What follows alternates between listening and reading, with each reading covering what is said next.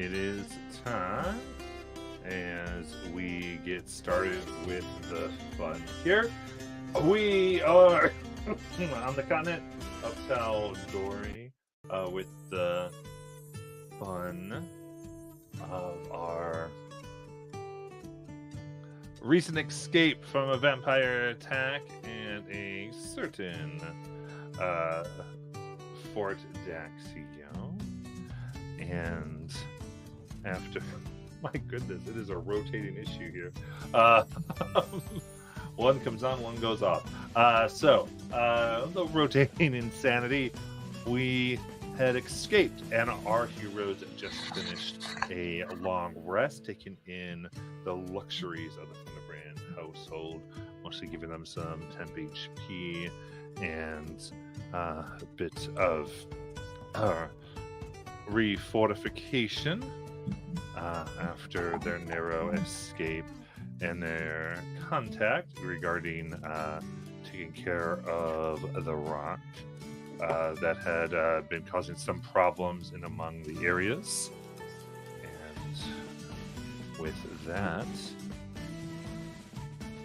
you all come as the rest completes and are here with one another. Time to decide what precisely you'd like to do next. Go for it.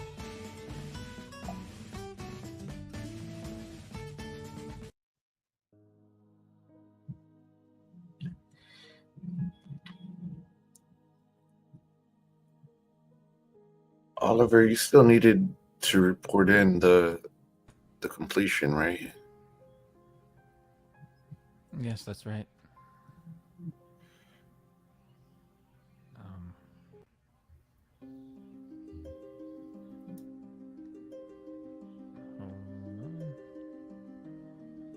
Oliver will take out a sending stone and report in. We took care of the rock. Fort Daxio was attacked by a vampire named Akiri. Rock egg left in volcano. We are heading for Amon.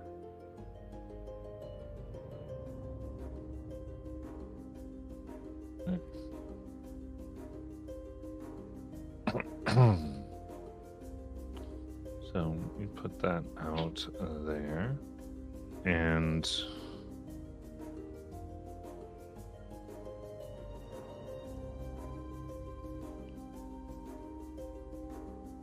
a moment goes by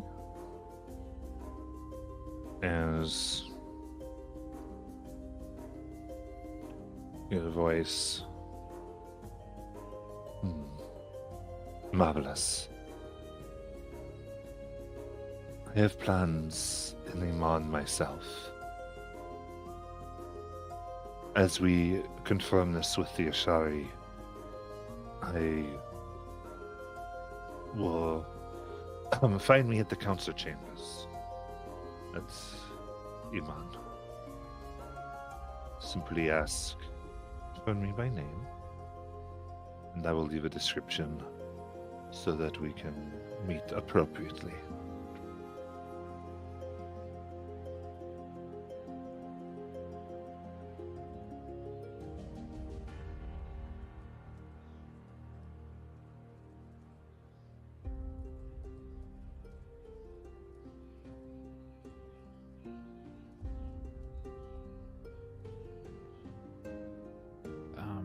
Does everyone hear this, or just me? It would just be you, I believe, with Sending Stone. I relay that to everyone.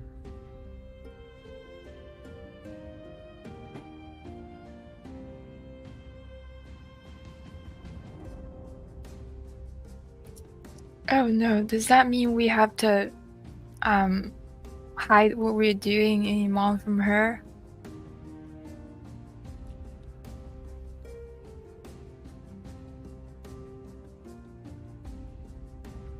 I think she's aware of what we're doing.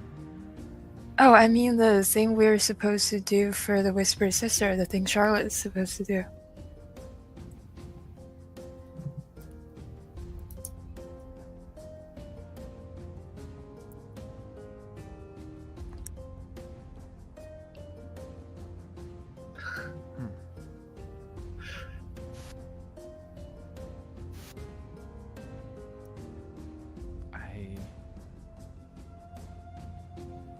don't know. Above table, what is it that Charlotte's doing? I forgot.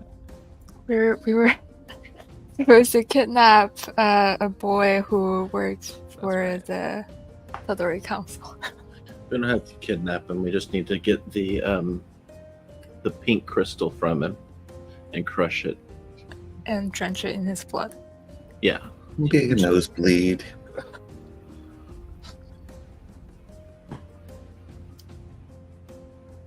She did say she was gonna investigate who the Whispered Sister was.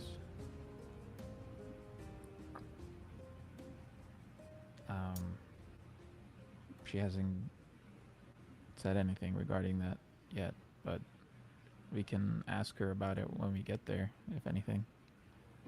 Who are we asking? The Lady of Whitestone? What about this Akiri?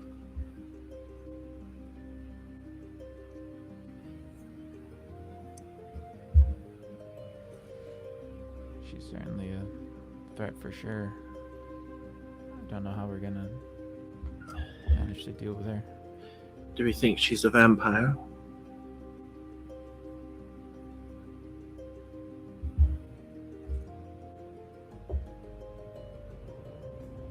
She might be, but she certainly works with some vampires. How many charges would it take for me to learn something about Akiri? I have 16 out of 20 left. Let's see here.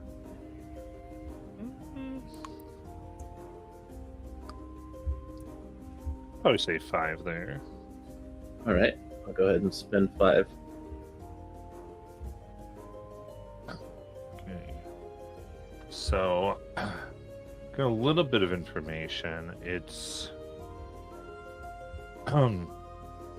what you'd be able to learn is that she's known as a from a group of people known as the Ruidians.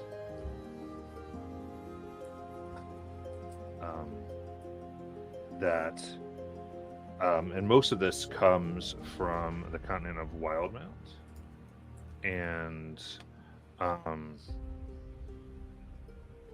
has a lot to do with the incorporation and reason for incorporation of the island of Darktow from a pirate island into being recognized as independent and lawful, and all the people excused and granted pardons.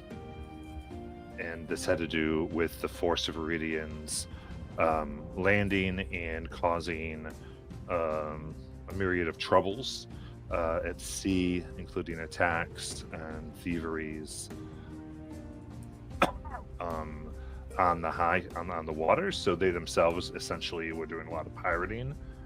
And since the Battle of Darktow, in which Darktow had defended itself against attacks both from the forces of Wildmount, the forces of Mercat, and the forces of the Ruidians, there hasn't been much activity. And so your information has come up as the only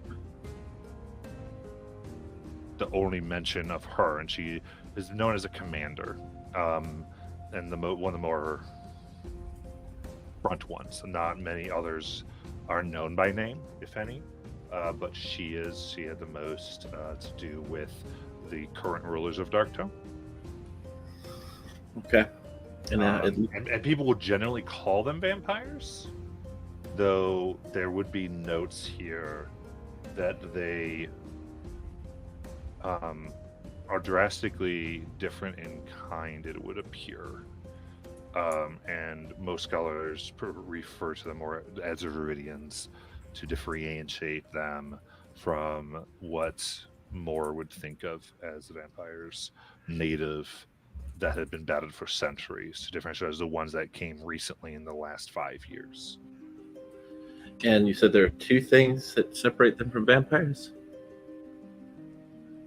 I said there's a few. They're just distinct. Oh, a few. Okay. Yeah, they're essentially distinct, more or less. Though Yeah. they do seem to have an allergy to the sun at times, though they do have ways to circumvent it. You would able to find out, and mostly it's their superior technology. That is a big thing. There would be a record that you'd be able to find out of their ships of metal that have risen dragons as their energy source, so that they can themselves fly. And there's a note that they're likely Draco Liches that Mhm. are imprisoned within. Yeah, was one of those ships called the Spark? No. No? I just feel like I've met this person in a different campaign at some point. Yes, ma'am. Okay, so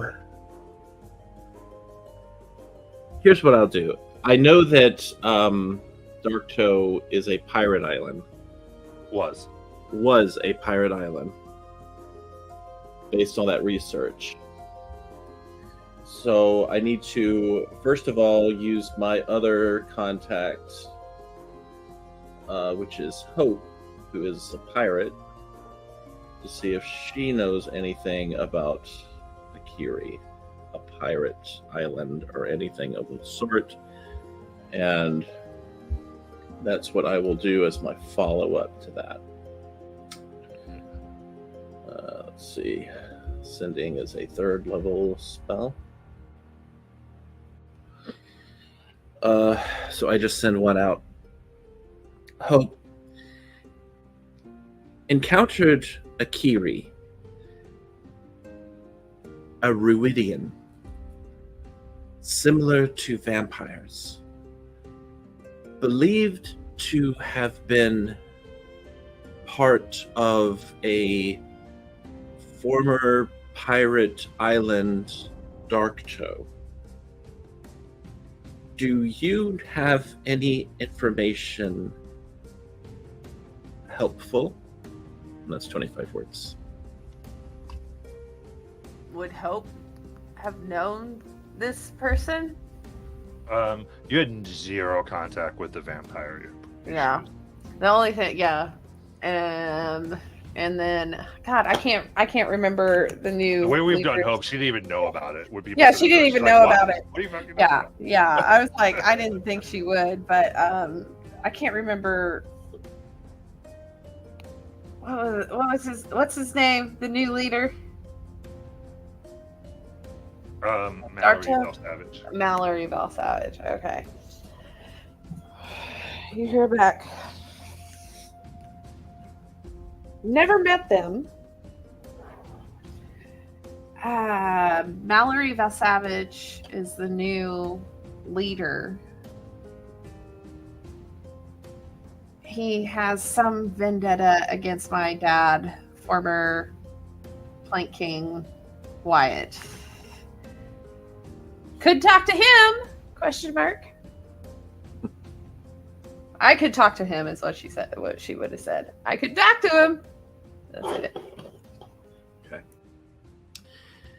All right. And I know that Charlotte has no idea who the Plank King, or other than what I just got, and or Mallory Valsavage, other than what I just got. So, so I will pass along to the group a little bit of what I learned there, including about Darktoe and about the Ruidians, in case anybody has any knowledge about them.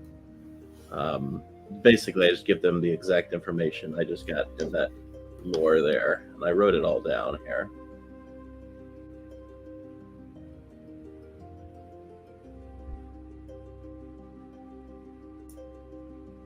Oh, the Raven Queen told me to go to Darktoe once.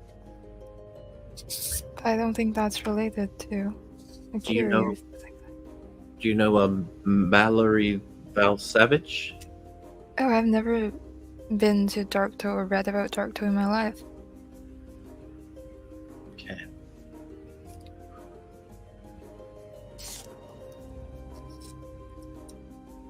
Well, at least it's something. Have a little bit more information, and also we know now that she's not a traditional vampire. She could have some surprises, but I do know that she's allergic to the sun and has lots of ships of metal, energy sources, dragons.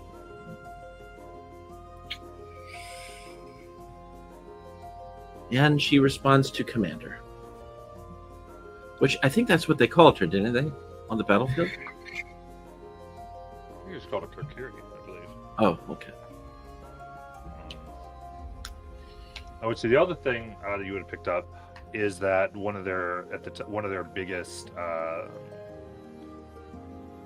when they first came things was they raided many Kryn ships from the former Shana. And it's theorized it was to essentially steal magical stones that provide 5 miles of forever night. And it's unknown how many the group has stolen and has, though it's theorized quite a bit.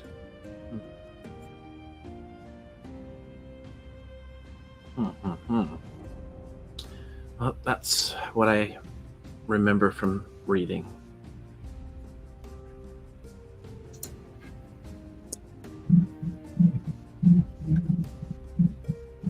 Is And- the forever, Go ahead. is it forever night what they were doing at Fort Daxio?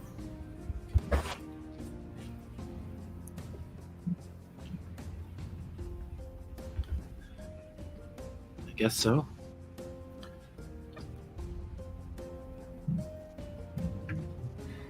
In any case, I don't think they're going to hold that fort for long. If this Akiri person wants it back.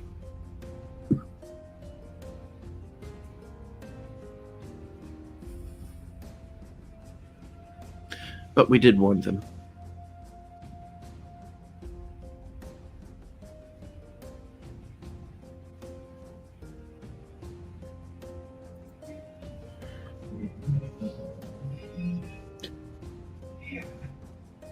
So was Lady Vex able to give us access to any means of transportation, Oliver?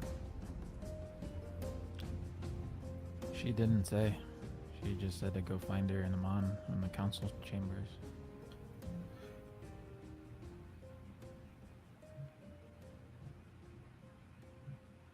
Okay. Well, on the way there, what else do we need to do?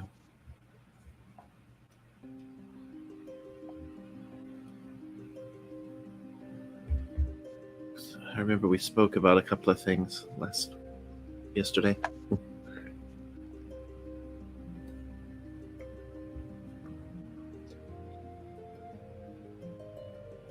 On the way there, I think we only really had that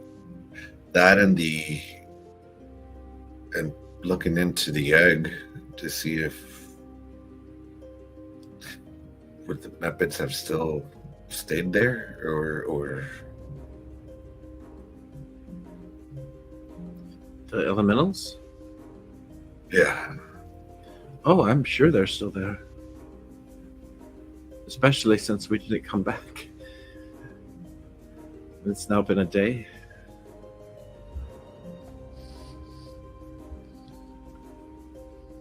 If they're not hunting us already.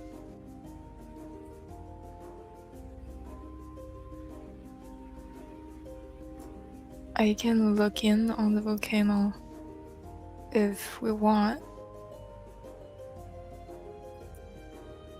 Can you look in on the egg?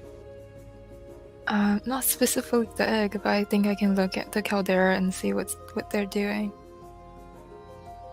It's worth a shot. Sure, I'll cast Scry. I guess I'll try to scry on the location. Alright.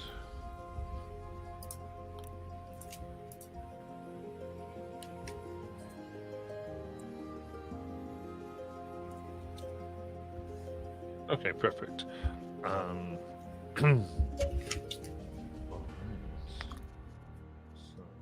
as you concentrate here, you open your eyes as you allow your senses to flow through the scrying sensor.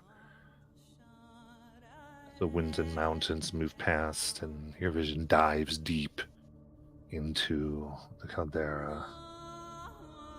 And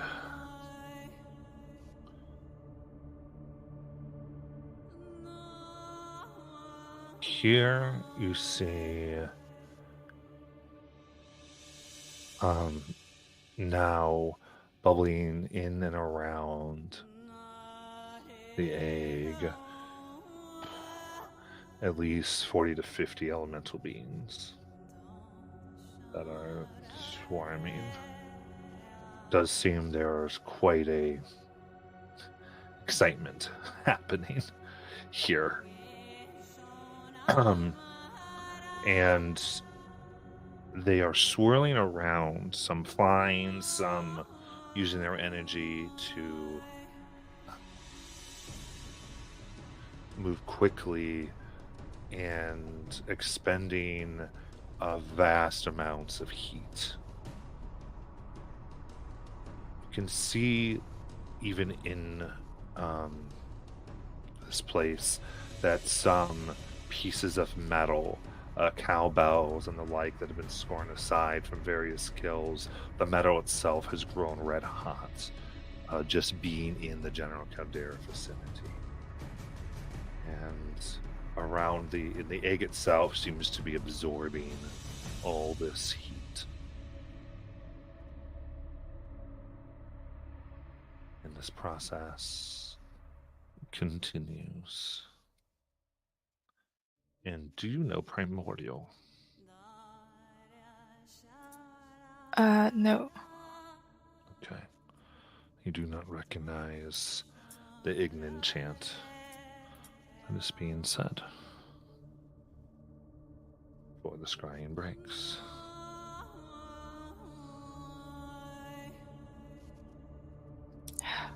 I think they're trying to hatch the egg with some sort of strange ritual, and I'll describe to everyone what I just saw.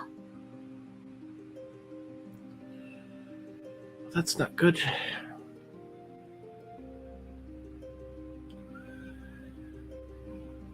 I guess we now have to make a decision again.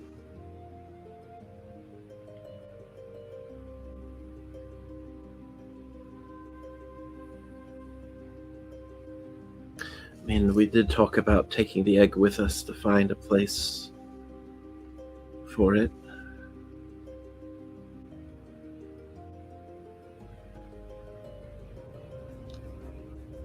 But it sounds like we don't have a lot of time. So if we're doing that, we'd have to act pretty quickly.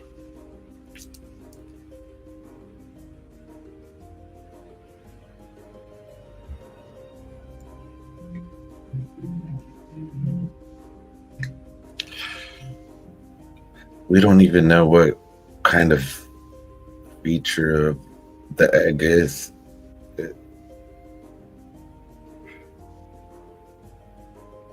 No. That's the scary part. But we do know that the rock was very protective of it. Did not want to part with it.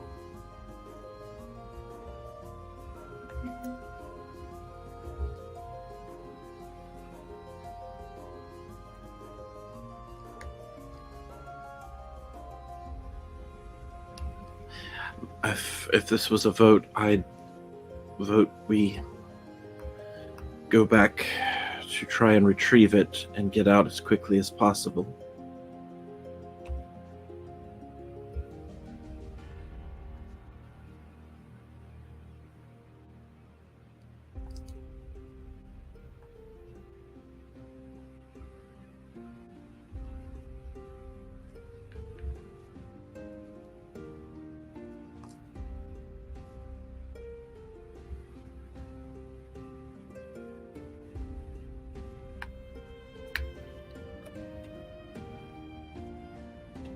Mortis, Erlith, any thoughts?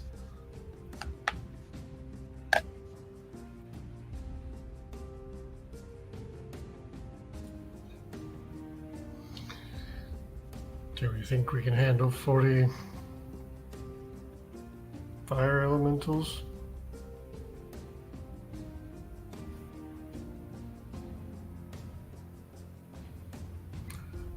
Last time we dealt with elementals, we got our asses kicked. I guess that was my experience, but a while back when we first met Ixratu Kar, she had a number of wizards and they had 4 summoned elementals, and it was more than we could handle. We were certainly stronger than we were, but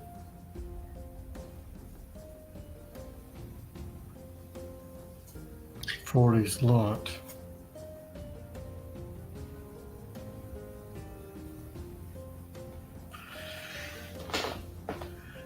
I don't think we have a way to get back there except for teleport into the middle of them, and they're already going to be on edge as soon as we do that. I would be. And I don't have the capacity to transport both us and the egg out through magical means.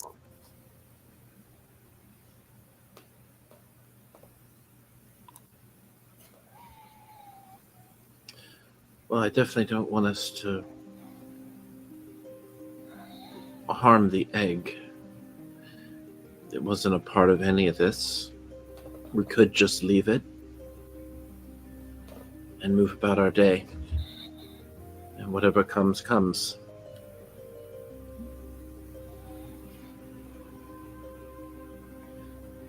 After all, if it does seek revenge, I don't think it necessarily doesn't deserve it. We were hired to take care of, well, you were hired to take care of the Firebird, and we did that. I see no lingering responsibility on that part. I think we're all responsible for decisions. Money or no money. It doesn't wipe our hands clean. And all I'm saying is, if this egg does hatch and wishes to fight us, I think that's fair. Maybe we leave it as it is, and we've already done our part here. In that case, we treat it as the job it was, and we move on.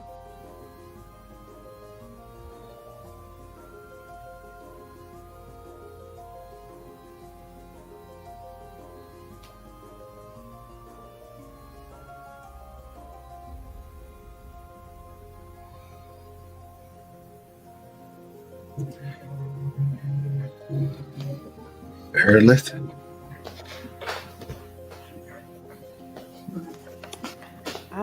Whatever you guys want to do.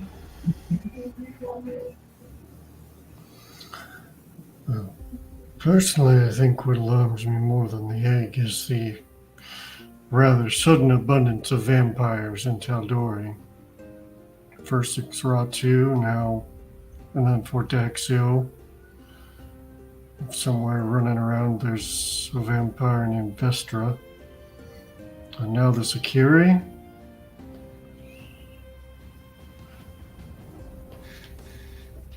A Ruidian, yes.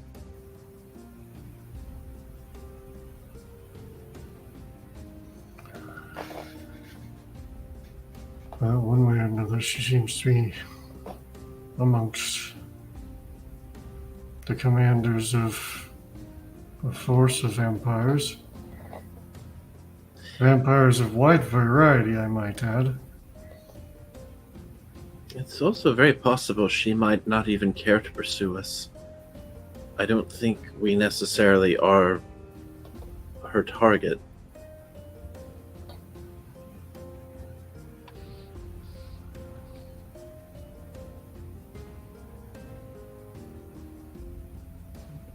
She wanted us to leave, and we left.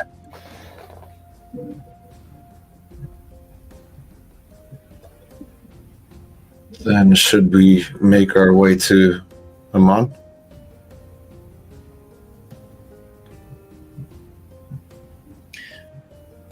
I vote yes.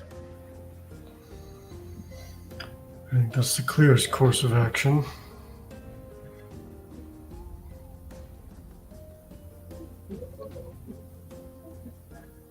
I agree.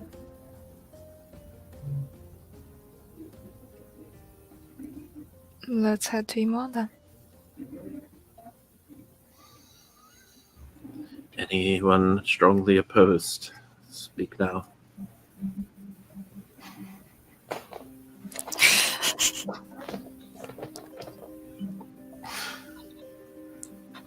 The ayes have it.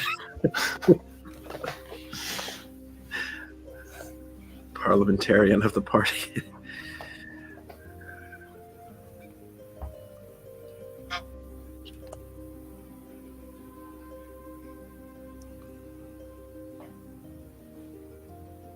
Okay, so what's your next step? I think we're going to be heading our way toward Amon. And that is where the cat boy is, right? It's a yeah. I couldn't remember the name. As well as the other thing of the party as well, with the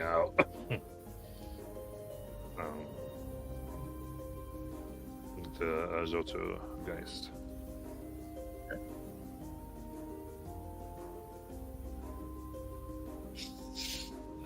Charlotte, before we head out, we may want to inquire about a way of you being able to store some sort of sustenance. Oh, right. Good point.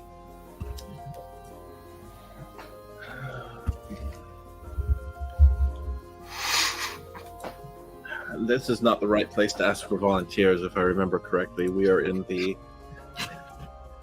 And, We're I mean, generally all over Tel Dore, like vampires are hunted and killed on sight. There is no Right.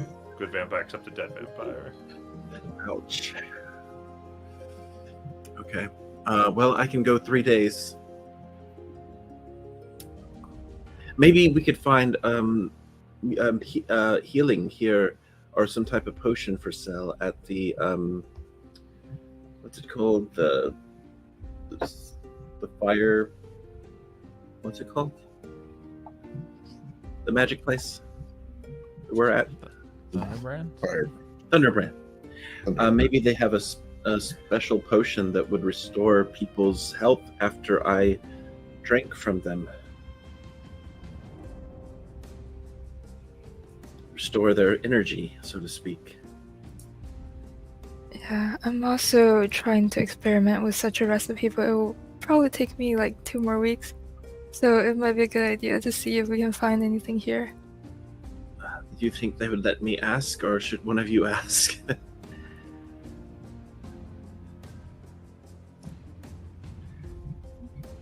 I mean, I can ask, but I tend to be a little abrasive. Aerolith? Yes. Would you help me, please? You seem to be a talker like myself, and I don't think I can talk my way into asking for this particular type of magic. No particular type of magic are you looking for? A potion that would restore the energy of someone who is very tired.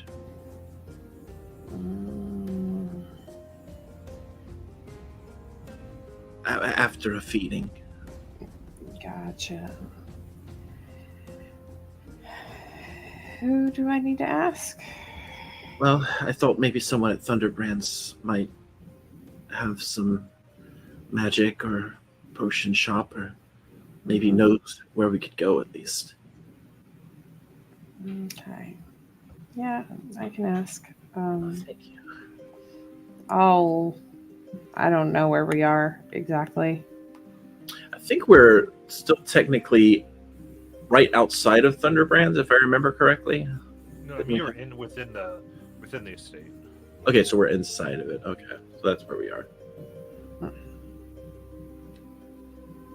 I'll go find somebody to ask. So, what are you attempting to specifically get here? I guess a potion of greater restoration, something that will do a greater restoration. Yeah. That's my guess. That's my guess on that. Gotcha.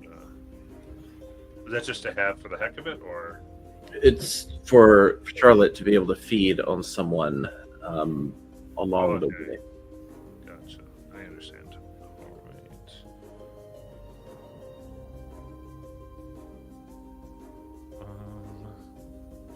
Okay.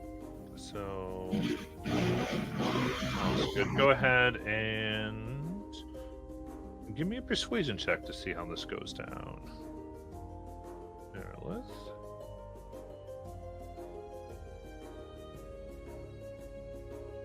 Can I give her a bardic on her way? Yeah, you could have given her a Don't worry about it. 24. Oh, nice. Okay.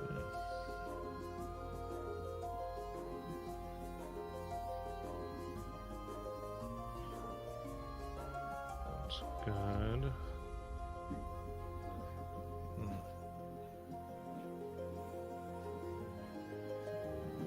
Okay, so inquiring.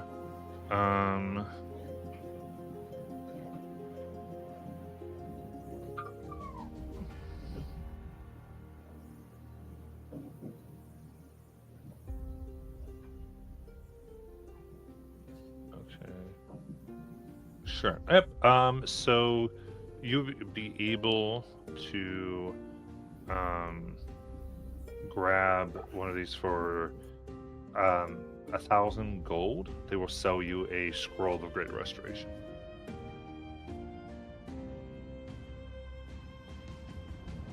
So 1,000 gold for a scroll of greater restoration.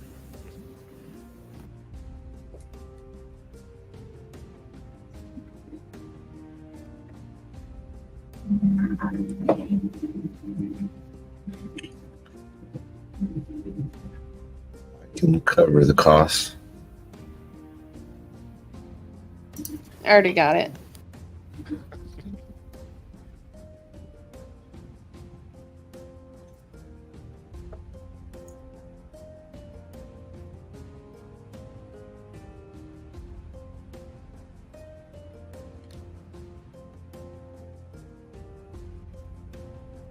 Okay.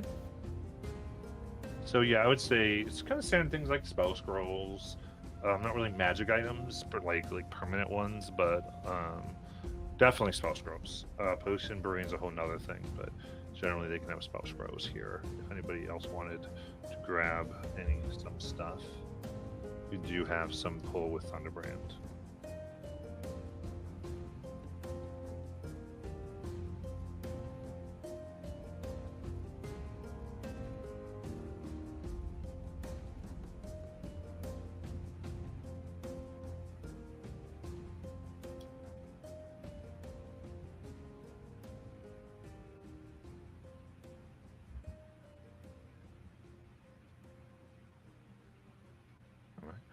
What's the next step, everybody? I've got I've got 1,000 gold, Erlith. Yeah, don't worry about it. She'll hand it over. You're very kind. Mm.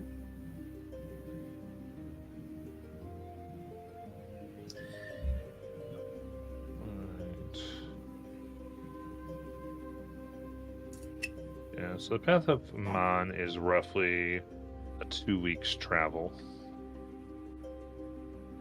2 weeks. All right.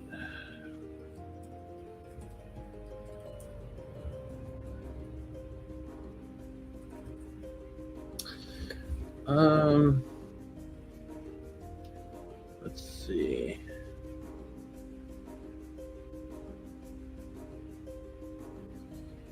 So would that be an entirety of 14 days? Hmm. Okay. So I will still need to keep an eye out. Unless one of you knows how to learn this scroll. You It's mean not cast? What's that? Oh, I said it's wizards can't do that, but if Brazen Edge can. What level is a greater resto? It's a 5. Yeah.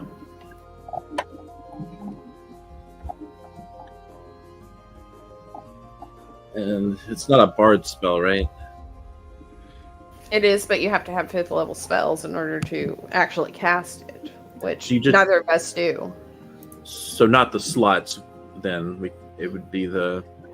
We could only cast it via the scroll, but we would have to make a check. Oh, We would have okay. to make a check. Right, and so the only class that can learn from a scroll is a wizard. Yeah. Okay. So and they can learn things on the wizard spell list, which is Greater Restoration is not. The purpose of Okay. Greater Restoration scroll is just to be a Greater Restoration that can be cast by possibly someone who is of the same class to be able to do it, but not necessarily powerful, or to be an extra slot, basically. So bards, clerics. I don't remember if druids can. So, but I mean, the druid, if you would be able to find out if you're that class. So, Yeah, but bards and I know for sure bards and clerics can, but I'm not a high enough bard to actually have it on my spell list. Yeah, me either. Can I get a bunch of ingredients here for a potion of vitality as I experiment with it and hopefully learn the recipe as we travel? yeah, shouldn't be too hard. Quickly, what's going on here?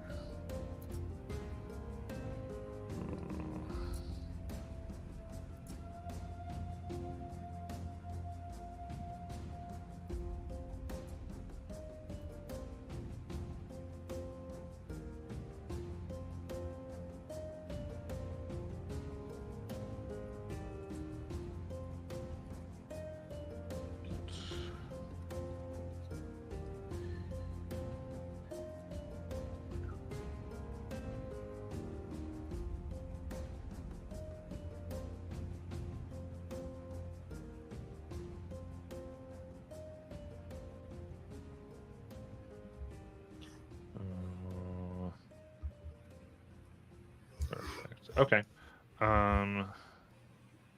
So ultimately, the cost of materials would be about 10,000 gold.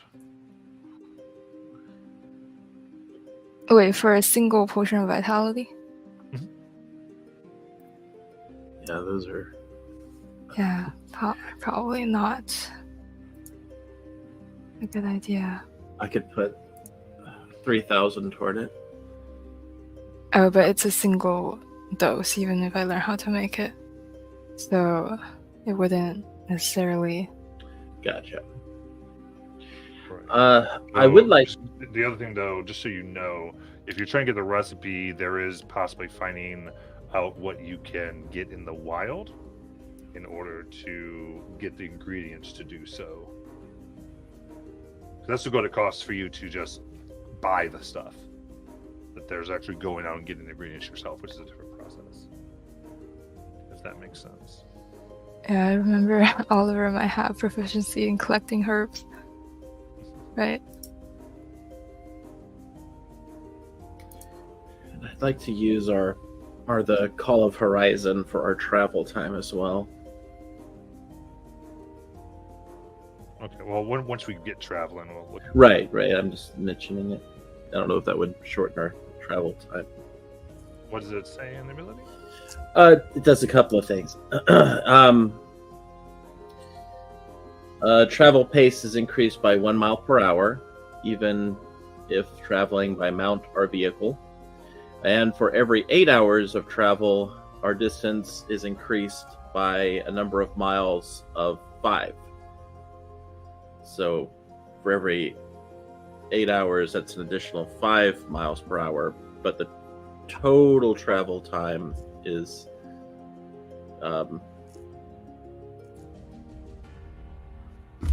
decreased as well. Mhm. The pace, I'm sorry, not the travel time. Right. And Yeah, difficult terrain does not slow us down. So that would inch out about 2 days. Okay. So we're down to 12. That's good.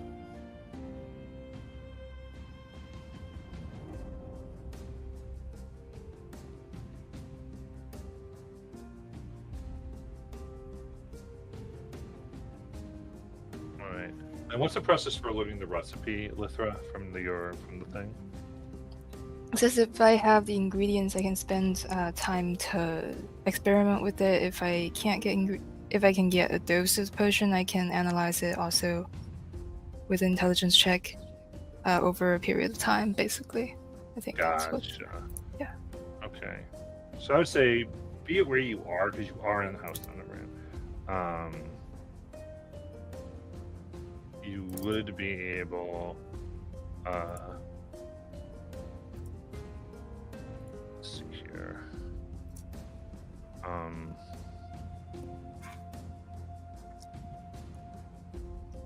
Give me a sec. I'll get back to that one. I gotta relook at something. So, what else are we trying to do?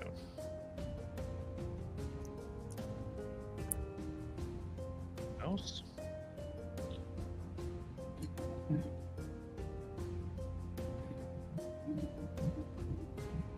No.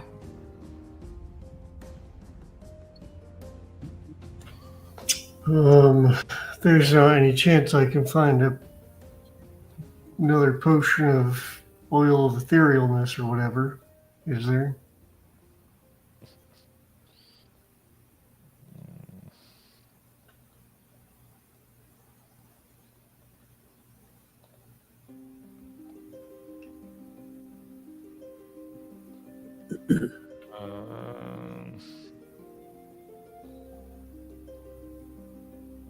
Let's see here. Trying to find that again.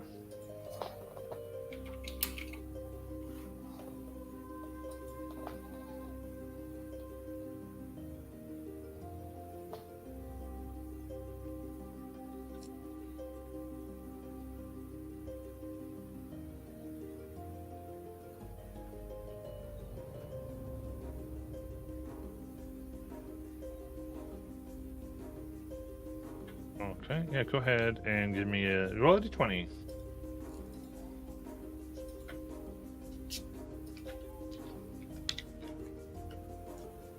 Nope, that's a 5. Okay. Do not have that currently.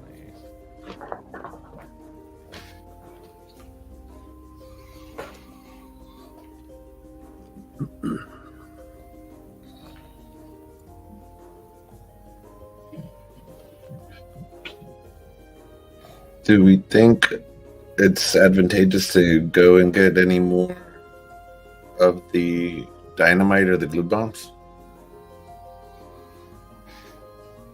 That was in the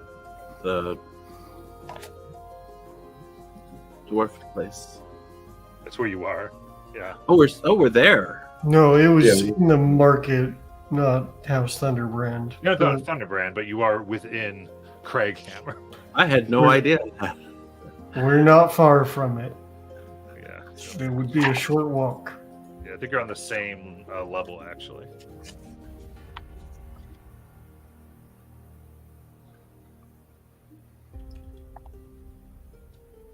I don't know, that didn't go so well for me last time. I'm gonna stay away from it.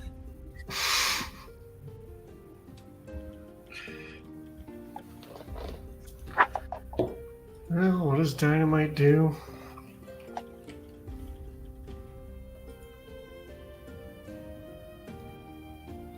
It goes boom. I think it was a couple of D10s. No, it's 3d6. Wait,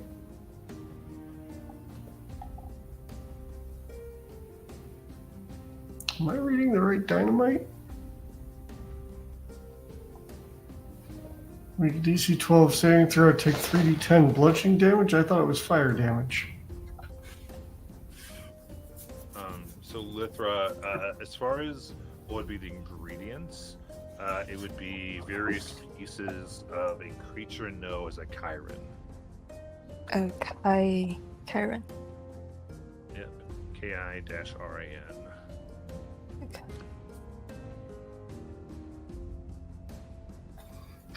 Oh, there's two different versions of dynamite. There's stick, which I think comes from the base game, and then dynamite from Exandria, which does fire damage.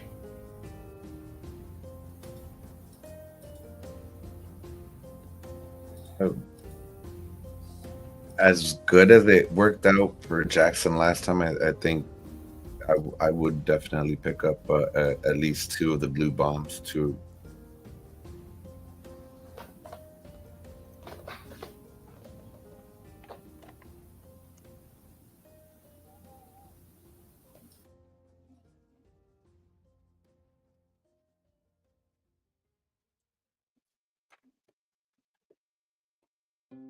Matt, how much would that be for 2 glue bombs? Glue bombs. Sure. The glue bombs were 50 before, Yeah, that'd still be 50. and stink bombs were 25. Yes, that's correct. I put it in the review back in March. There you go. I just have one of each in my inventory with the gold price attached, apparently. There you go.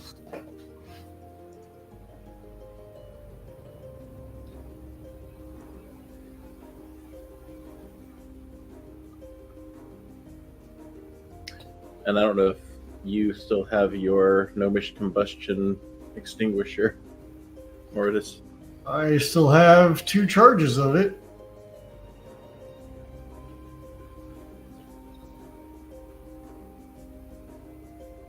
I don't have a price on that one though.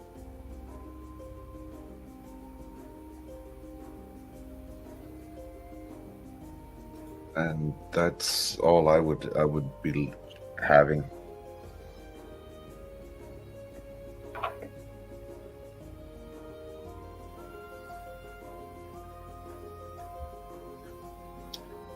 I don't know if anybody. I'm going to ask just because you never know these kind of dealers. But is anybody selling humanoid blood?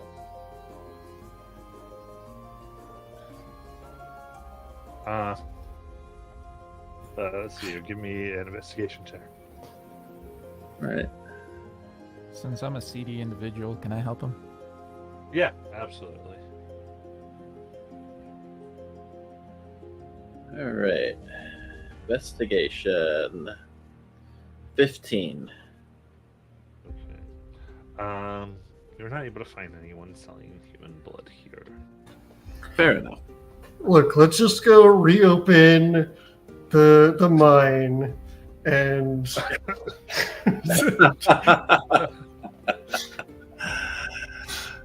gonna go advertise that you can go further than Vox Machina and beat some adventures, and then we'll have several weeks worth of food if we can subdue them. If.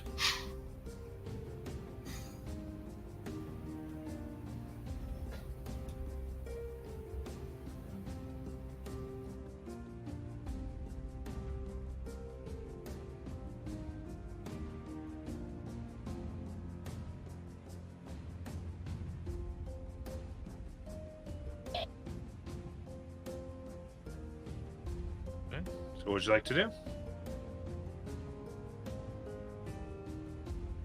Are we setting up for Imana? I think so.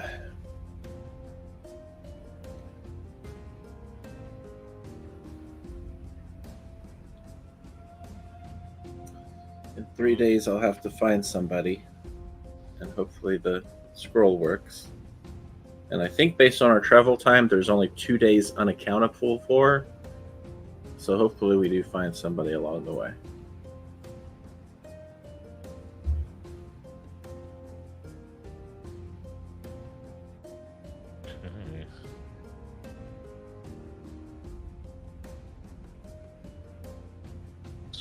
around.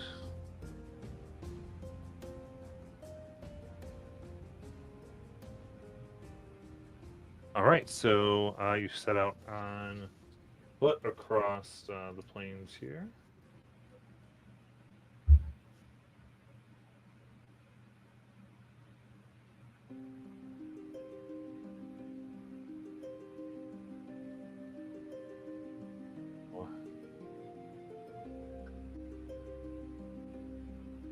Evan, roll me a d20.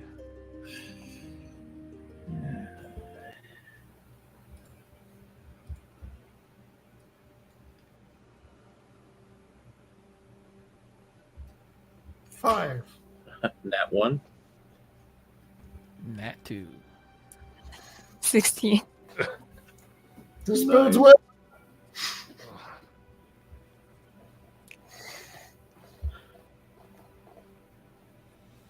All right, what did Airless get? A 4. Okay.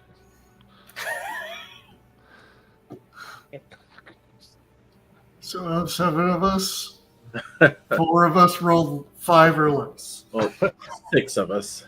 Yes. Oh, good.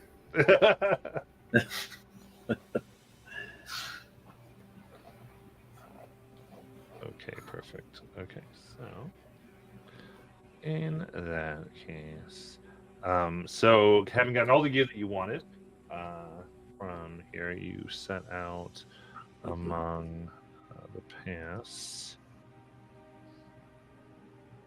and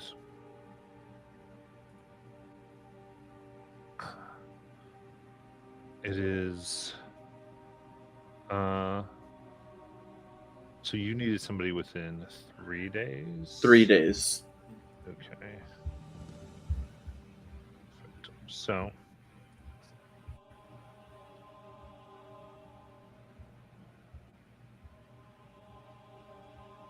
yep. Okay.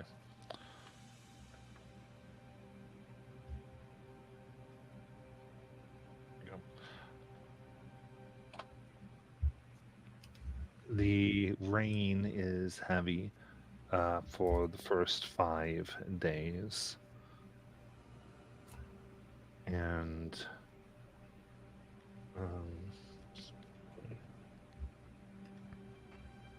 there is here on day 3 of your travel.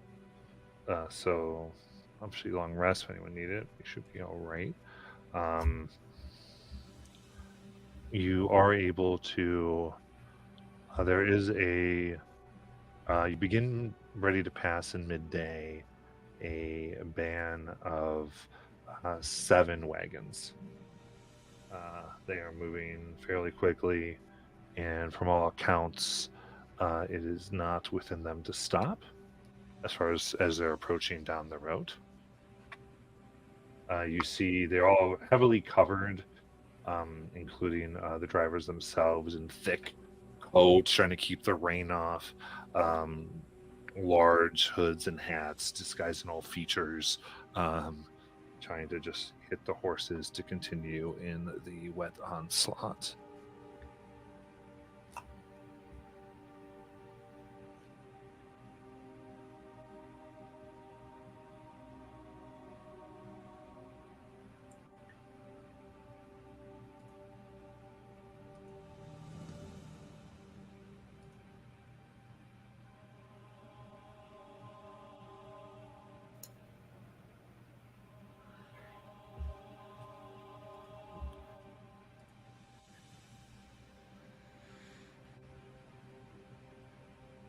What would you like to do? Well, I have this scroll. So, if it's okay, what we could do is wait until night, till they're sleeping. They'll probably have some guards out. I'll try to sneak around them and just drink a little and try the spell. and hopefully everything's fine. They won't feel a thing.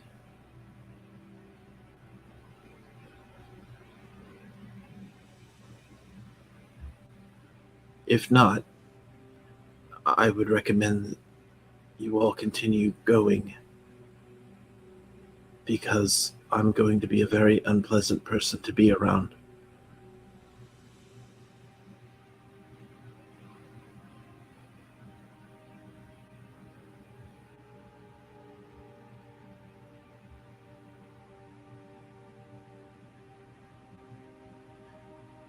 Unless there's any volunteers, we do have the scroll.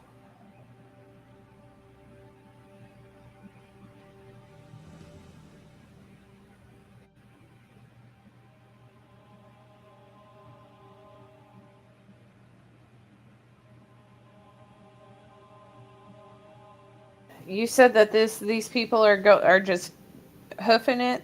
Does it look like they're going to stop anywhere? Are we going to chase them down? Is that what we're doing? It's midday now, so We would have to chase them down. yeah, you would need to follow. Mm-hmm. Which, with my my travel stuff, we should be able to keep pace pretty easily with them.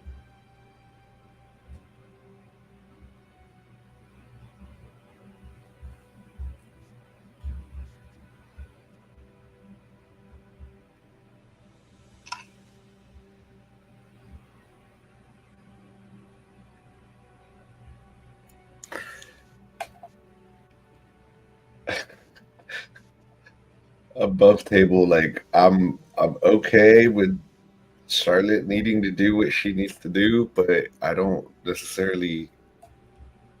I wouldn't like to participate in it if that's okay with Matt. Yeah, whatever everybody is attempting to do here. So, you just gotta tell me what y'all want to do. What's the plan? And I'll say.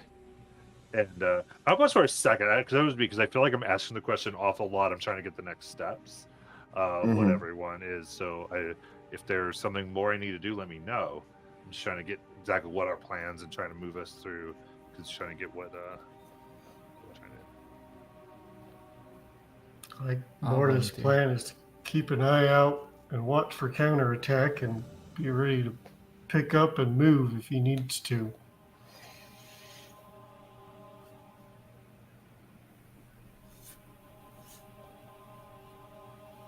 I'll volunteer, Charlotte.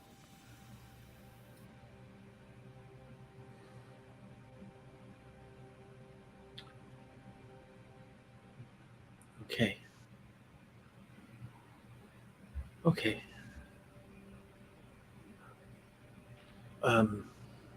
Oliver, would you prefer to be asleep?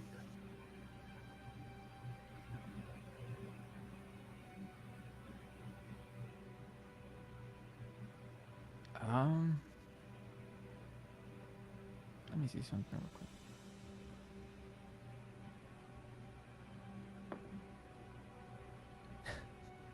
Yeah, I have just a thing. And he pulls out from his pouch some honey and honeysuckle and lilac that he happened to find, and he puts it in a cup, has a kettle ready to pour some hot water in it, and take a deep breath, and it's like, yeah, let me just calm my nerves, and starts drinking, and he'll fall asleep.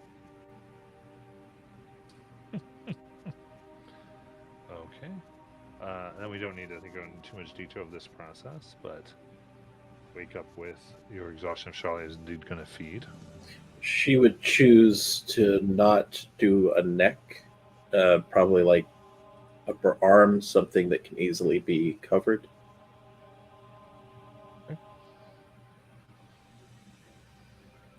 And then would use the spell scroll. I will enhance ability on you so you have that advantage on your check. Do that check.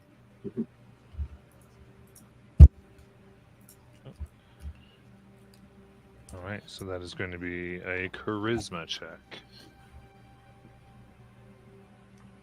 Does anybody have anything to help me with this? I mean, I yeah, you can have a bardic. Thank you. Okay, well, I can't do both. You already have advantage, yes? Yes. Yes. Bless. Nice. It's a D8 and then a D4. And advantage.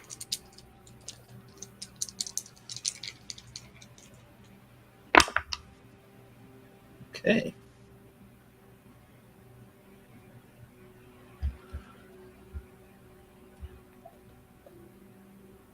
All right, and I just add my charisma modifier, right? Mm-hmm. So it's a 27. Okay. So the spell is then cast successfully. Delete the level of exhaustion.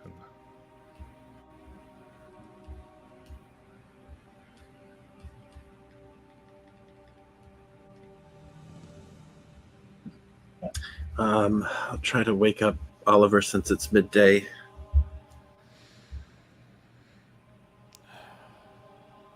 Was I out? Yeah, it's done. You should be good. And Oliver, thank you. You're welcome. And I'm sorry I even had to ask. It's all right. Don't worry about it.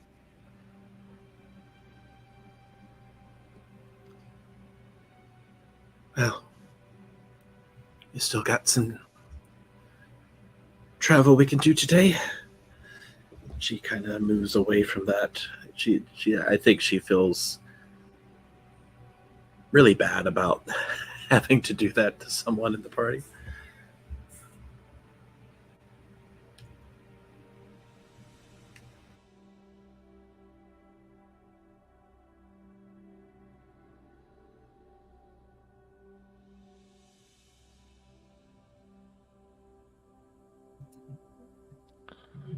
Okay. And in that case...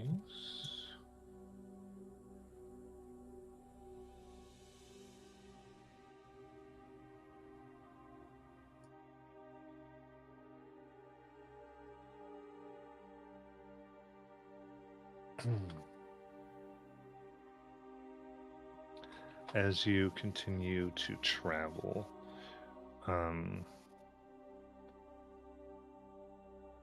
another day occurs as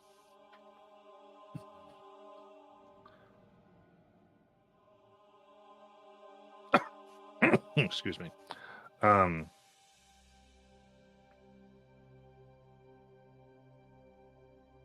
On this next day of travel, you are able to see several humanoid hunting parties that occasionally go in and out of the woods, up in the other plains and such things. Usually in like groups of 10 or so, moving in and out.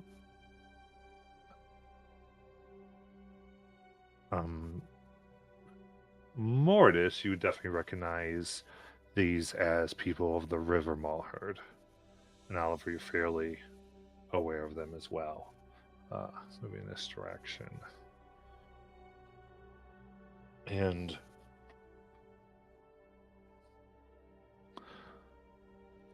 it is later in this place that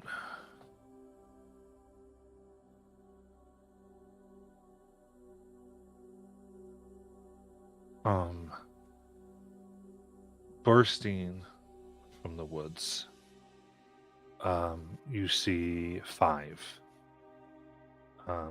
humanoids, 3 that are clearly Goliath, and Tabaxi and the human who are gravely injured.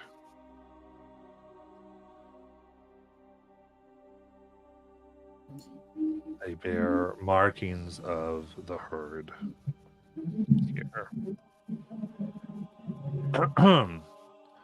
And they hit the road probably a good 500 feet, looking around, kind of taking a large breath as they begin to tend to their wounds, almost unaware of who else is there.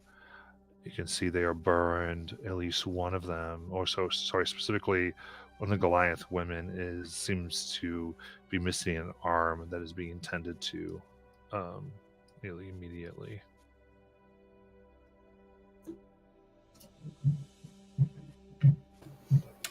My brain immediately went to, does it look like a wolf bit it off? That's what I was thinking too.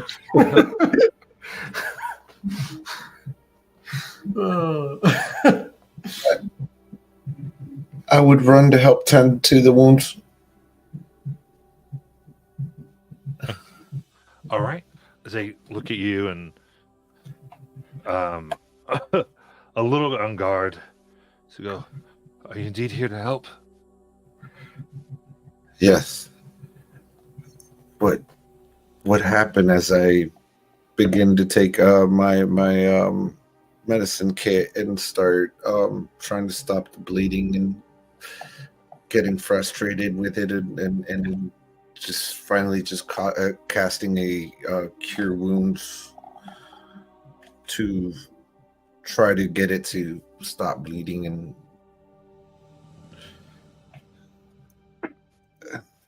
yay. For 8 points.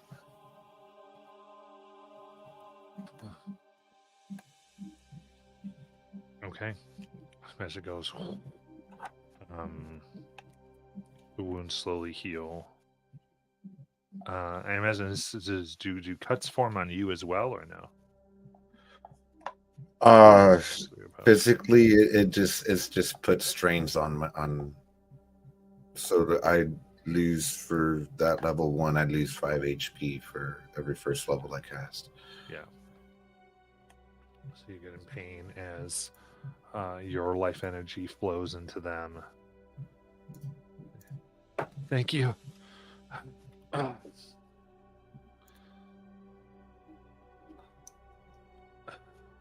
they breathe and are looking very scared towards the woods a little bit.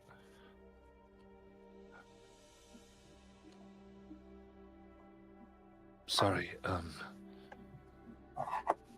am the one that you particularly hear, the woman. She goes, I am Ferna. What is, who do I have the pleasure of saying thank you to? No thank you necessary, but I am Brazen Edge.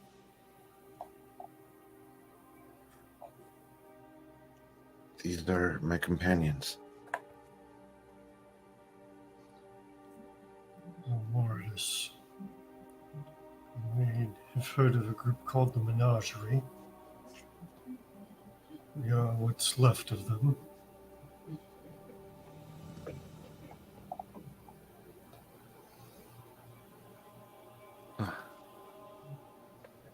This is good. Menagerie. You know of Kaimel? No. Oh, I have heard that name. She is gone. She is gone.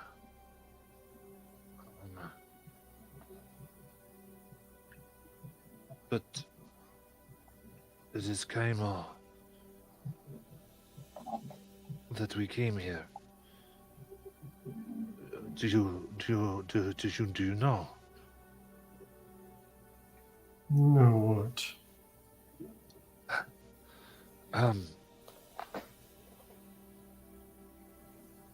We were hired by Kaimal to investigate a report. A thing. Metal. As Tabaxi speaks of platinum. Of course, platinum isn't platinum metal. Doesn't matter when it's trying to cut your head off. The Tabaxi is set a male. Yes. Roughly how old? 17. Does he look like? Does he have a pink medallion? Charlotte walks up and says, "And who are you all?"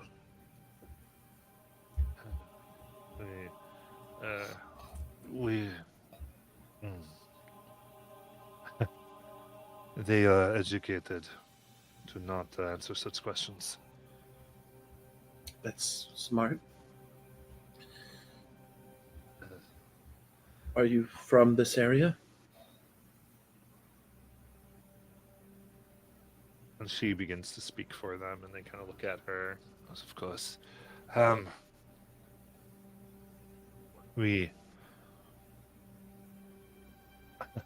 am of the herd, and these are my compatriots, some from the city of Kaimal itself.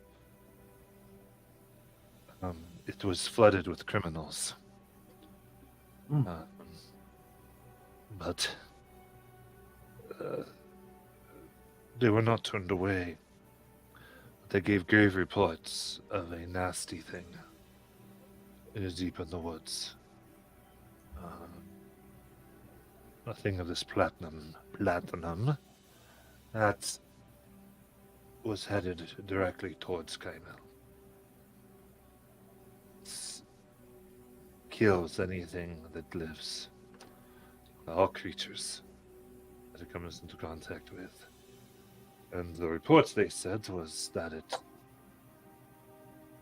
would always right its course and continue on its rampage towards the city. Do you know where it came from?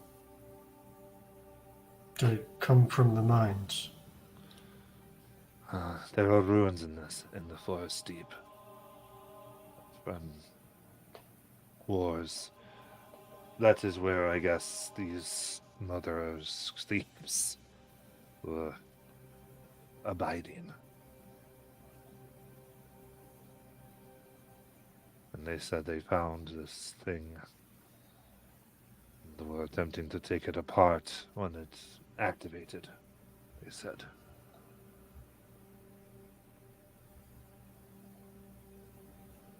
Is that what you were running from? Yes. Been running for a few days.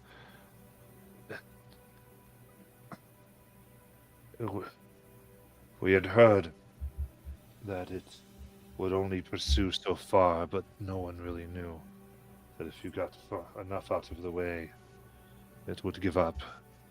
That is why we decided to come out of the forest in this direction, hoping that it would revert its way to Kaimal instead of chasing us down.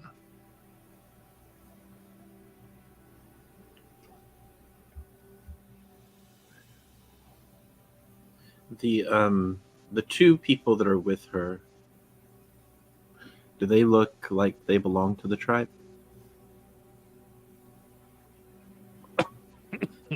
I'm told with them. They all bear marks of the River Maw. Do they carry weapons? They're armed in various ways. And is the Tabaxi the youngest? Does seem to be the youngest of the group. Okay, so Charlotte gets a little closer to him since she appears young. And she'll just try to say this kind of to the side. You must be very brave to take on such a strange creature.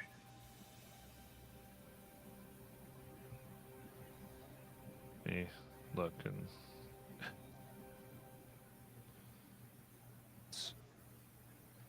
it threatens others. It kills food. It's,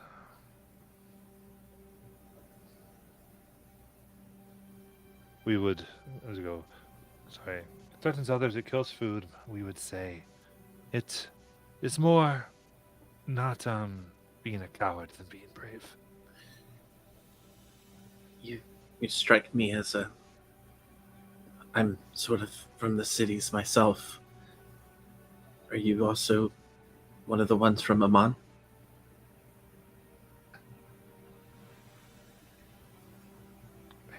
From where I'm from.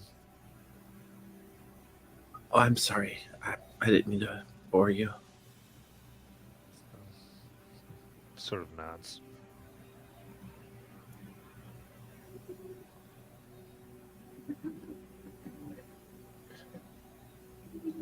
How large is this creature? What information were you able to gather in the skirmish? It's, from what we could tell, it is roughly 10 feet.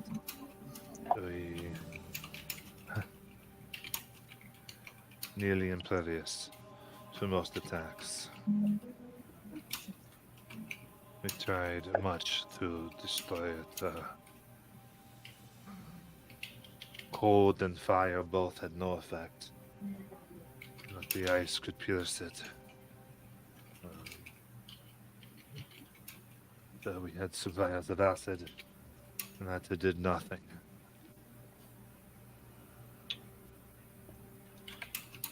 And then beyond that, it seems that we could get close, but much of what we had,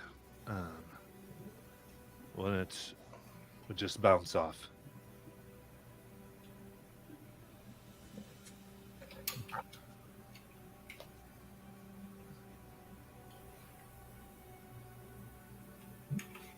And it comes with it.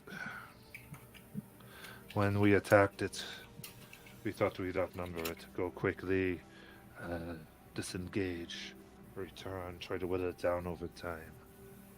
But runes, strange writings on it, glowed brightly, brought others, things to its defense. Rock and stone formed into weird facsimiles of creatures. Began to try to tear us apart. It's as if it can create temporary armies.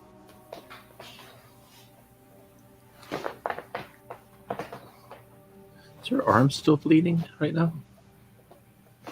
Oh, okay. Well, that was sealed up. Oh, that's right. Well, I will look at the young man just to see if I see a pink crystal, which would theoretically be present based on the description I had, if it's him. Yeah. You look, they don't seem to bear a pink crystal. Okay.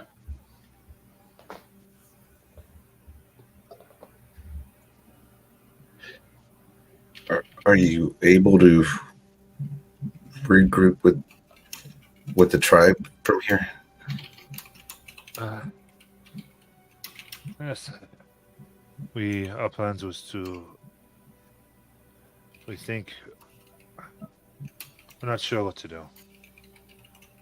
We're not sure we can make it back to Kaimal in time to warn them. How far is Kaimal? A week or two. Is it in this direction? Opposite. So it's opposite where you're traveling. Okay.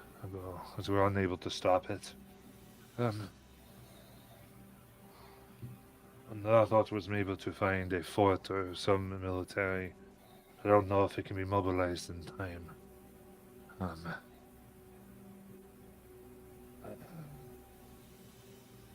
Of course, some of the party thought we might try to find a league outpost somewhere to see if they could intercede. So it didn't seem like any magic was harming it? Is that what I understood? Not that we were able to muster. What did it look like?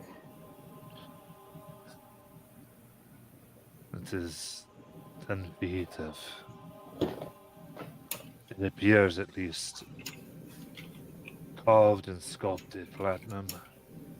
All over its body there are mad writings. They glow crimson when it is angered. It's as if a suit of armor, solid, not hollow, thick, walks. I can tell you it. One of the first things it did was take away our sight. A burst of energy burnt our eyes.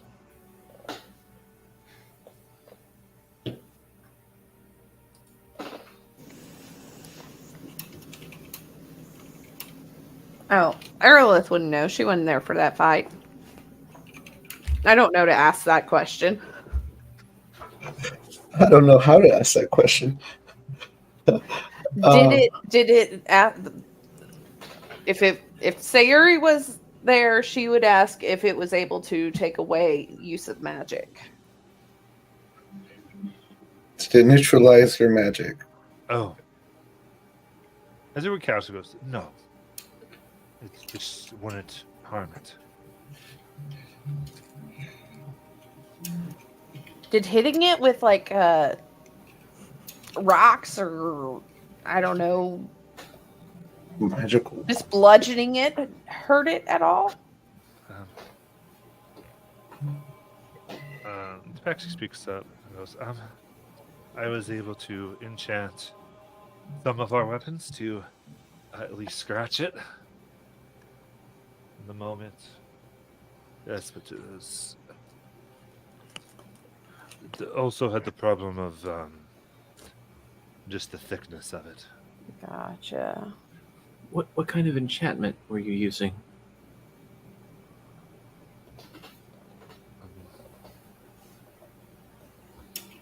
Looks just some. I kind of look at you kind of weird. It gives weapons an aura of magic. It's through okay. defenses, sharpens them. Okay, did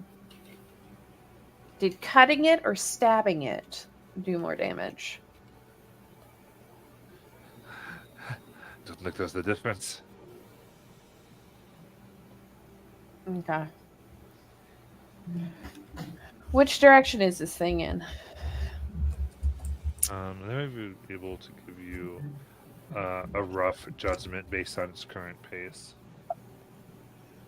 You know, do you plan to go after? I don't see why not. Might as well try to do Right there. something. Then beware. I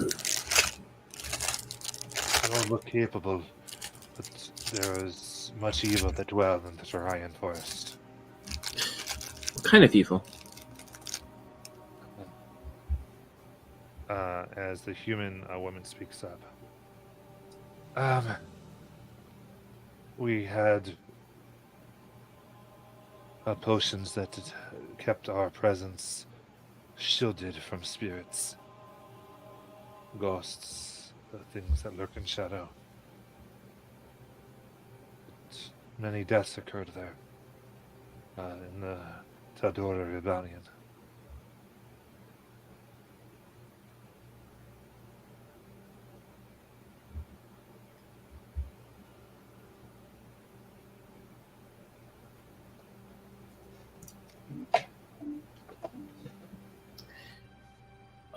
Can I insight that a little bit?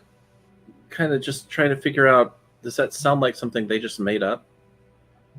Sure.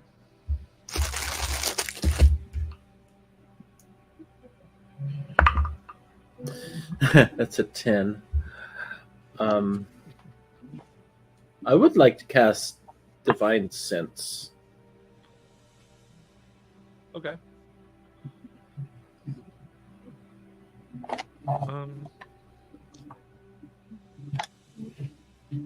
Except for the woman you've been talking to, I would say the others give out a slight sense of Fey, but not so humanoid. Okay.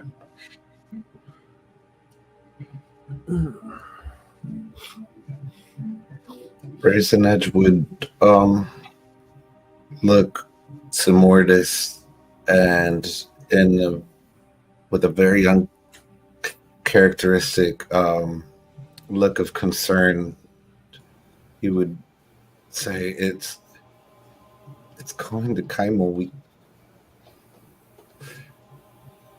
We can't just let that happen." I agree. Are you from Primal? We have a history there.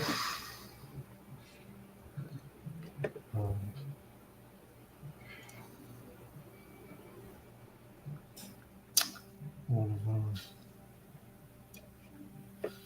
party members has a particular relationship with it. We saved it from some sort of sleeping creatures.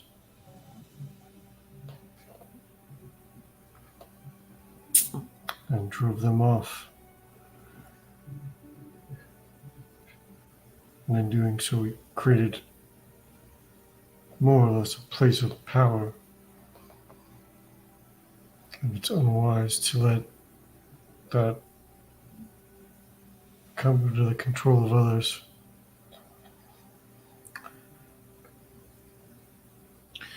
So do we want to pursue this thing directly, or are you saying to go to Kaimel and prepare for it?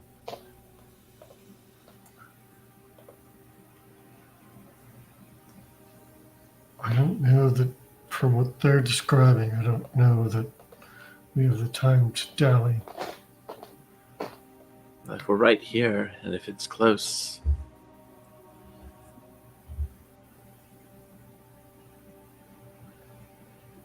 Wait, you said Nala was gone?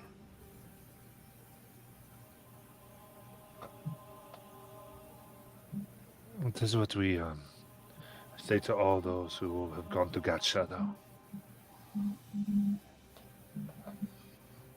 Those who go to God's shadow have gone. No one's come back then. What about the children?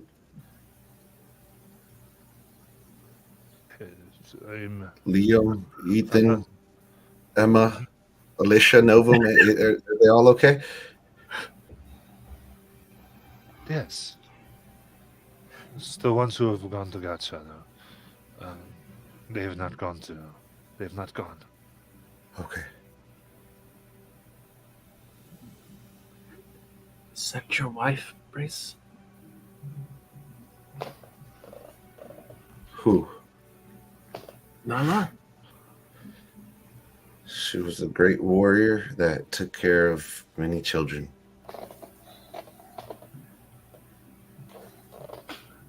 Okay.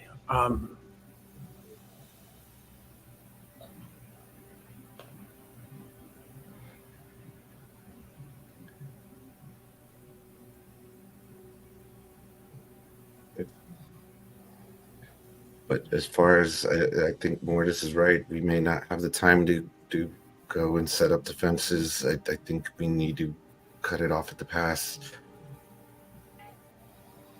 Great. As much as our business in Amon seems to be pressing, I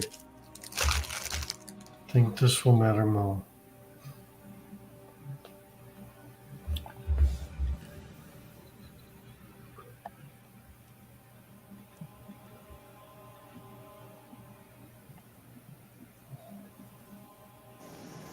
I think if we could save a town from something like this, then we should. sounds like a really impressive piece of construct. I want to see it.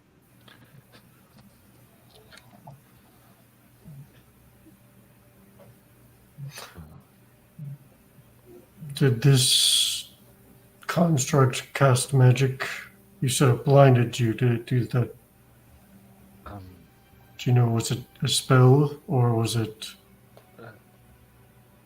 it's as if it called. For a moment, everything was black, as if all the light around came into it, and then it came out into a burst.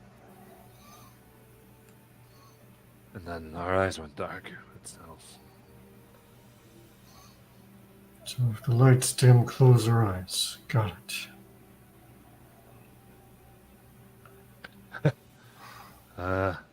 Maybe. I think I closed my eyes and felt my eyelids burned shut over them. Until we could use a potion to heal it.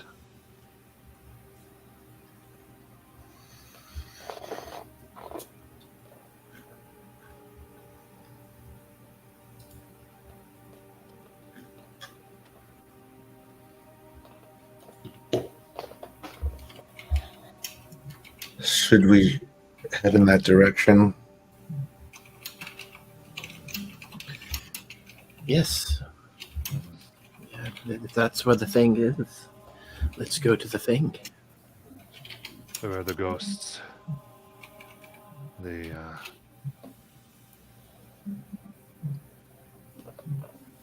It is said that with a gesture, they can cause people's heads to be severed.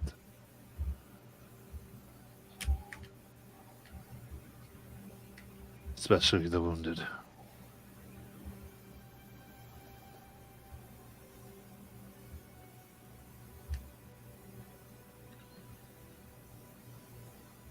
All right. And May the speed of the flames be with you. how far a travel did they say this was to get to them? I would say they kind of give you, they think, a day, possibly. All right. Oh,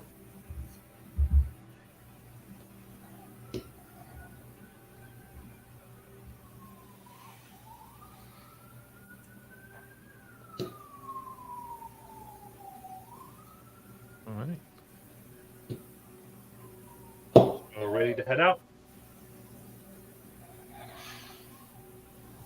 Yes. Yep. Yep. Yes, sir.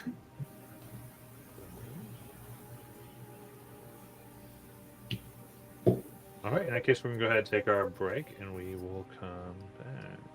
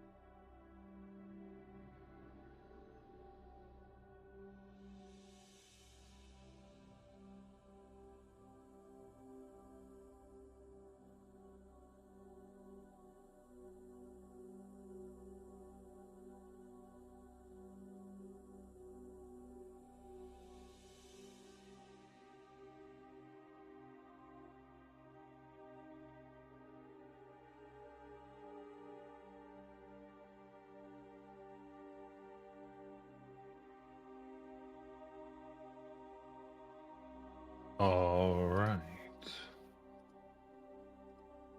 Welcome, welcome.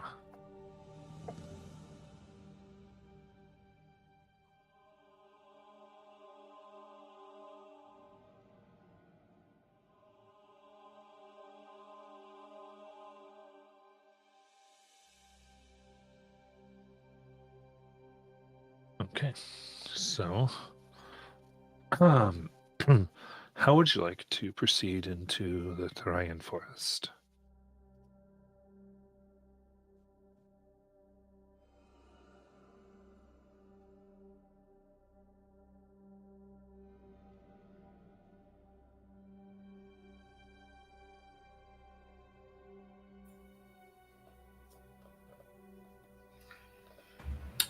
I cast Pass Without Trace.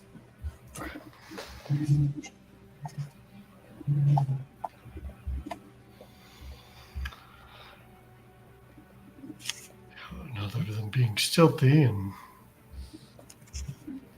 I assume we're just looking for the path of destruction this thing left behind and following it. Unless somebody has a better idea of how to track this thing down.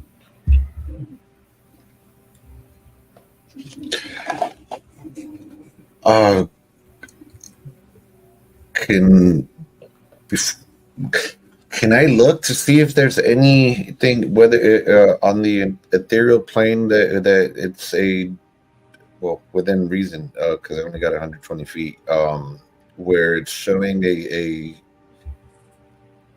magical aura or something of this particular creature, or the wake of it? How long does that last?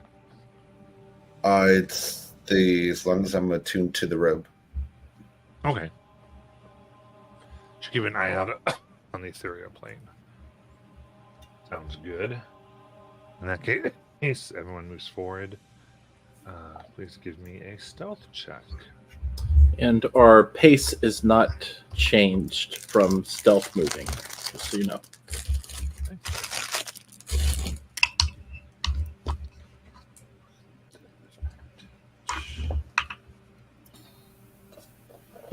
With Pass Without a Trace, 35.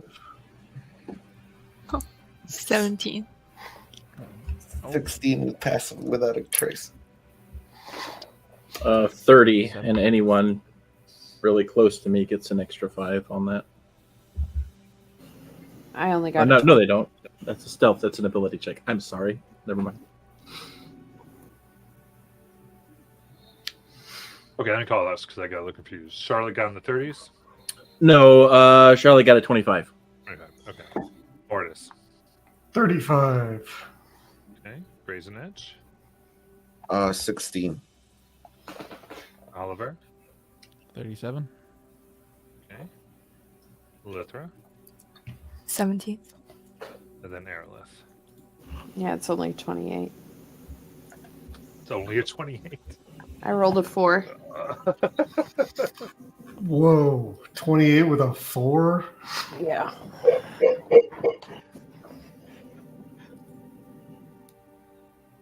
Okay.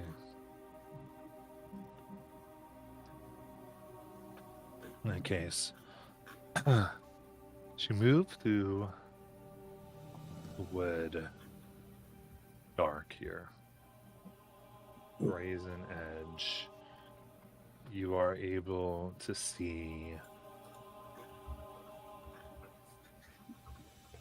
warriors in scratched armor. Some elven, others more human, or more tabaxi, wearing various heraldry. Some you recognize as early Teldorian, others Singornian. The feature they all have is their heads and body float apart from each other. They pure essence of rage. You can see as they pass in and out of trees and plants, it's as if the vegetation in the forest grows angrier. Thorns grow out of bushes that they trespass through, blocking easy pathways, causing thorns to grow razor sharp.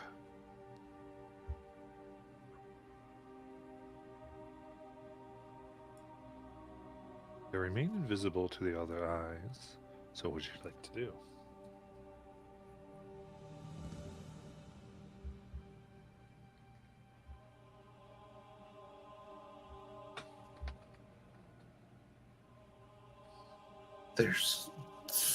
There's been so much carnage here.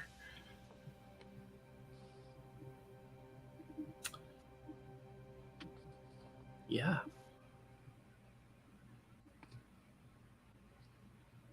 But these look like the ones we're here for.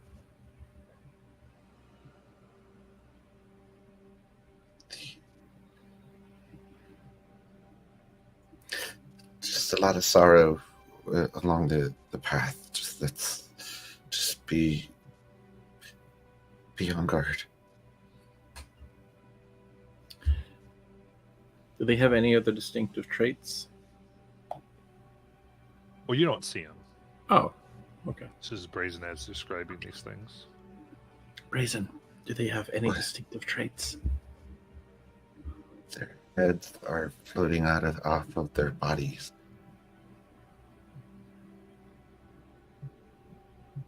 That's pretty distinctive.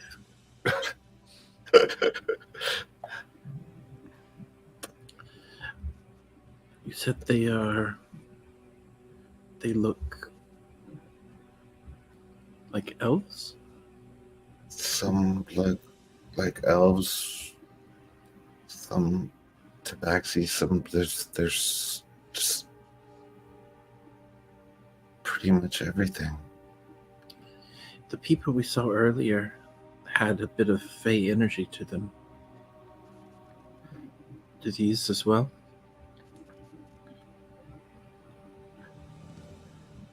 I mean, elves tend to. Before I say that, wait, don't elves tend to give off some fey residue? Yeah, but like a divine sense isn't necessarily up, so No. you I Yeah. would do that. I did that.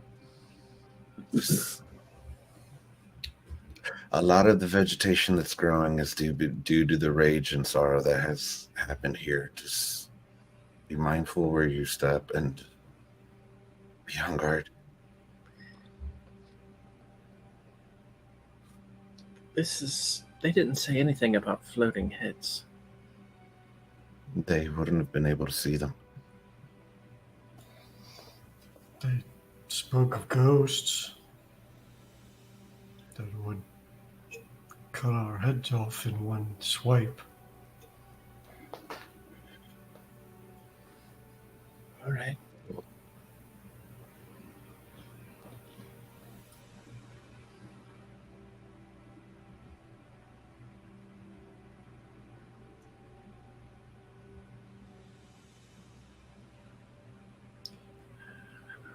How close are they to you?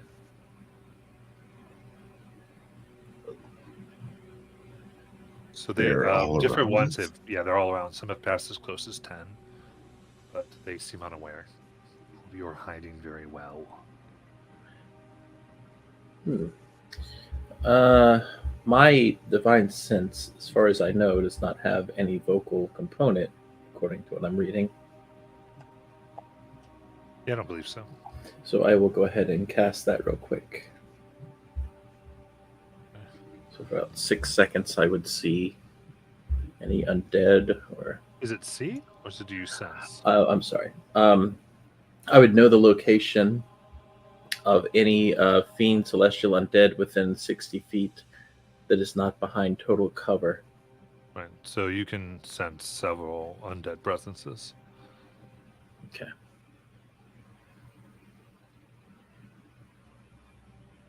Do they seem to be all around us? I mean, you sense 3 nearby. Including Lithra and yourself? Well, yes, I am. Same with detect Right, magic. I sort of leave out. Like, I detect point at Lithra. magic. Okay, let me name everyone's equipment. There's one right there. I just kind of point in the direction of the 3 that I sense in different areas.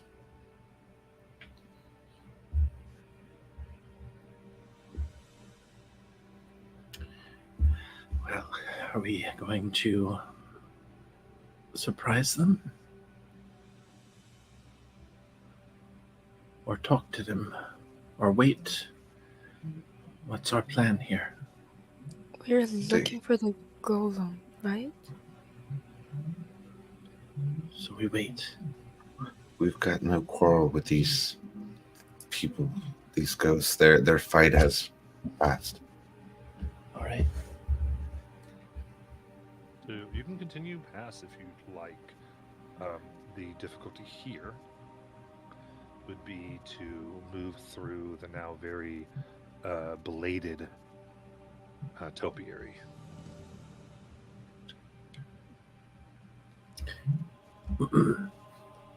When you say difficulty, is that because of the terrain? Well, I mean, that's what's technically, but not in the sense of your spell, Okay. because it's like the leaves are razor sharp. It's as if you're walking through razor wire. Okay. But does it cease to become natural because of their presence?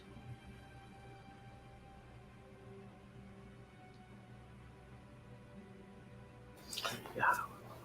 So do we get the sense they're like corrupting the area and making these plants unnatural?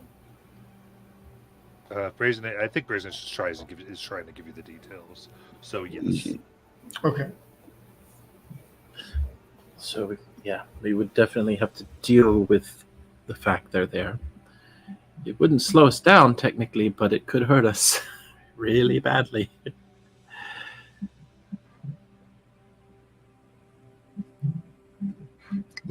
Like I said, mind your step, be on your guard.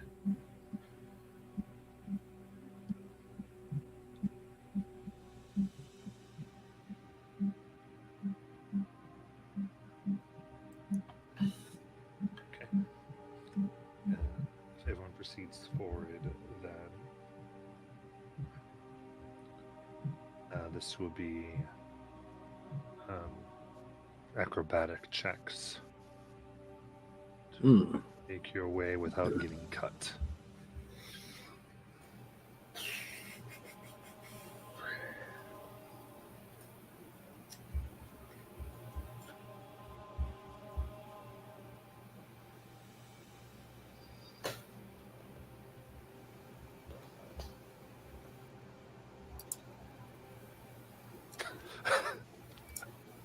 And Alright. just stop rolling that once. Not great.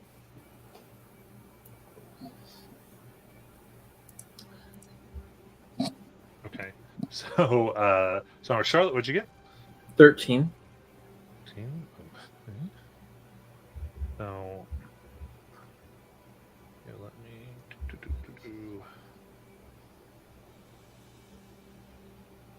All right. So, this is 10 piercing damage. And concentration at disadvantage. So it'll be regular concentration. Do you have advantage on concentration checks? Oh, is it? I'm sorry, I should have asked. I was thinking ahead because I have to do a concentration check on my spell. Right. Is this something else? No. This is for your spell. Okay. So you have Then- advantage on concentration checks? or Yes. no? Okay, cool. Or concentration saving throws, yeah. So flat. and it'll be +5, whatever I roll. 18. Okay, so that maintains. All right, so then Mortis. 21. Okay, you go without damage. It's almost like he grew up in the jungle. Yeah. 15. 15. That would be 10 piercing. To Oliver. 26. Okay, no damage. Lithra. 6. 6. All right, scraping those bones of yours for 10 piercing. And Aerolith. Yeah, I get 10 piercing as well. Okay. Right. So in that case, the spilt blood, Brazen, as you can see, sort of agitates them as they seem to move around, sensing blood has been spilled here. So I need another round of stealth checks. So probably good to go, but we'll see.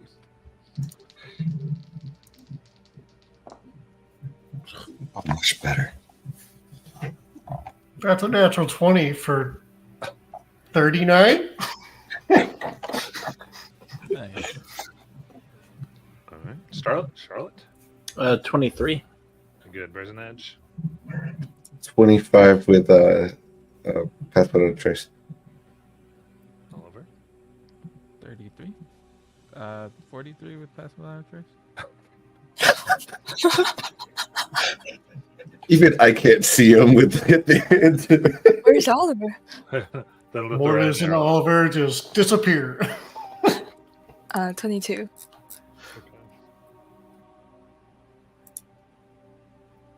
Then how'd Aerolith do? Yeah, she only got a 27. Okay. I rolled a 3 with Yeah. Pass Without a Trace. Yeah, I rolled a 4. I'm rolling really bad tonight. Pass Without Trace does work. Yep. I love it. I mean, guys, remember how this session started with how many of us rolling less than 5? I don't think I've rolled above 5 tonight, except for my con check earlier. Okay. So now I need someone who's going to be leading the tracking check here. Oh, I'm great at tracking things, especially if I can smell it. I don't know if I can This is smell not a scent-based one, unfortunately. Not a big. it. I am still great at tracking things, though. So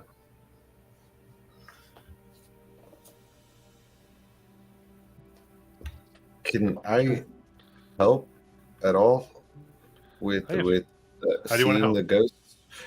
Well, just with the seeing the ghost, pointing out the racer edges on the foliage and everything, just trying to keep him safe as he's Okay, trying yeah. to I'll track let the that help down. action. I'll let Advantage go over there. okay.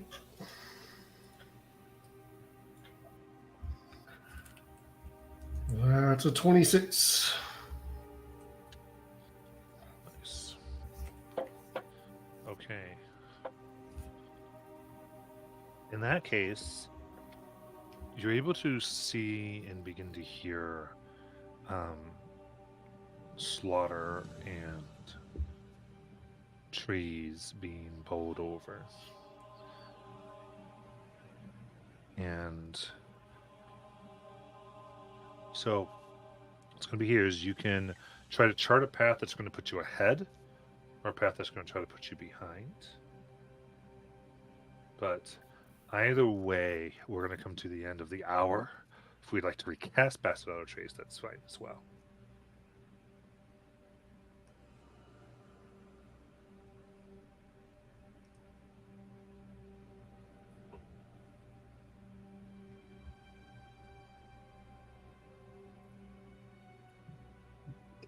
Charlotte. Hmm? Oh, I was going to ask. That does keep in mind all the Call of Horizon stuff, right? Mm-hmm. Okay. Yes, I can do that.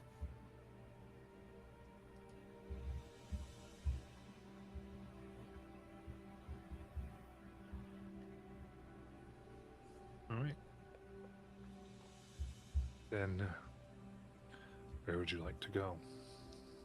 Since Mortis, you're leading, you're probably the one making the decision. Or at least implementing the decision. If you want to ask everybody. Yeah. Do we want to try and come up behind it, or get ahead of it and try and ambush it from in front of it? I like the idea of ambushing it personally, but Yeah, anything we can do to block a path out would be nice. all right. Well, let's try and get ahead of it then.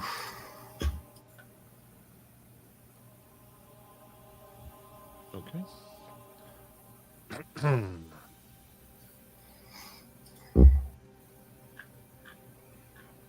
In that case,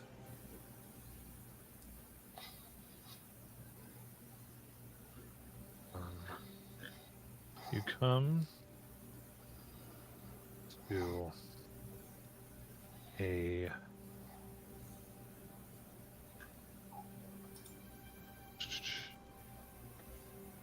where you come into is darker, so be considered dim light. Deep within, as it is pushing its way forward down a long, somewhat natural way where the trees have been parted, and it's taken out anything that stands within its way.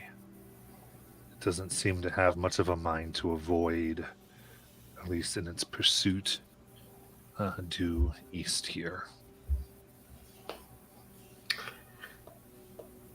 It looks as they described, just like a suit of armor. It does, and you can see the runes upon it.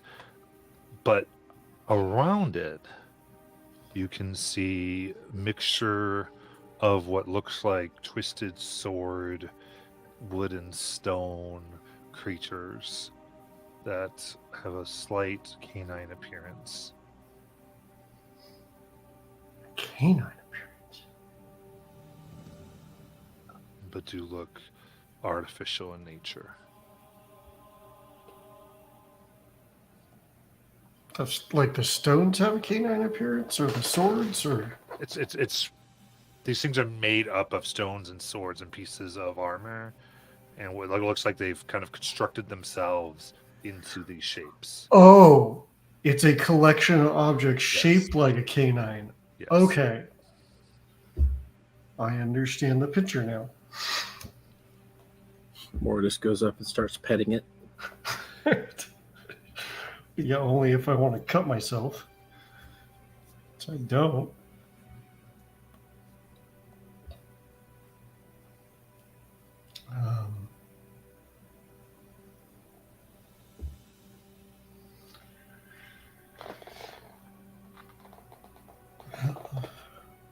There it is.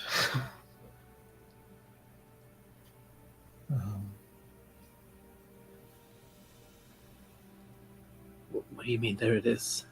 Are we ambushing it?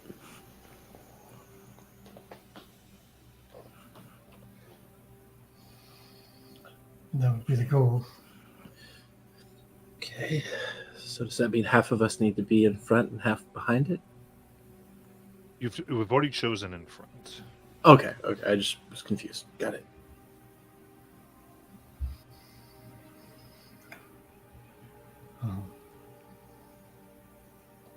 All right. So in this case, I will give. You will be able to surprise it based on your stealth checks, and it's active in D&D Beyond maps.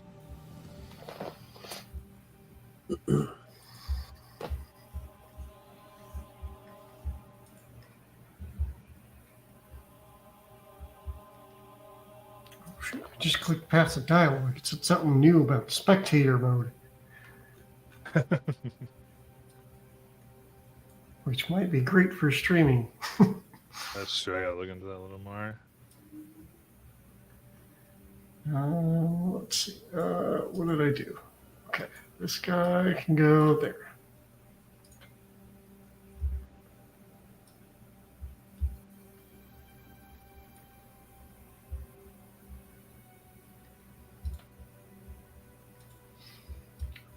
Can I do? Aha!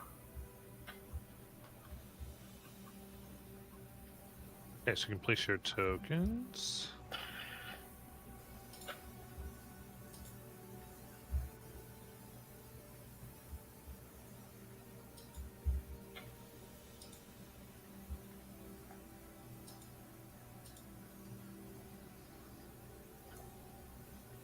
And then also roll for initiative, please. I got a question. What is your question?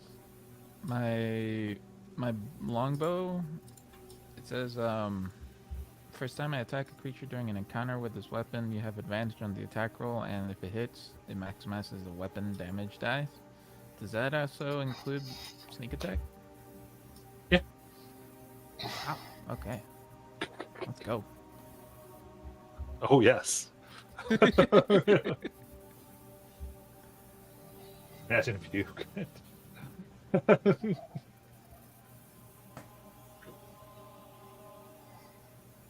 Oh, I forgot to roll this.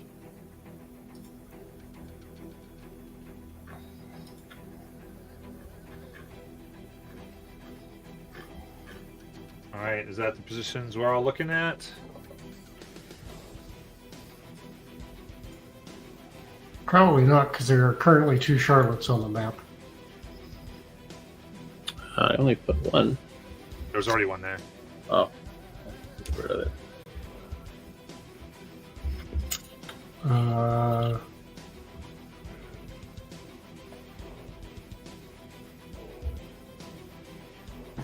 I'm good where I'm at.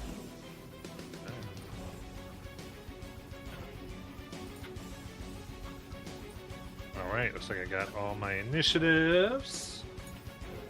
So here we go. That means Mortis gets to start. Oh, what? I go first? With the 24, you do.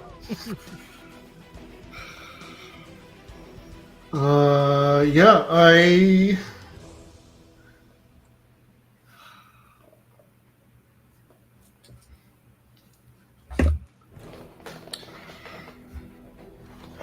Well, I don't know if silence will screw people up, but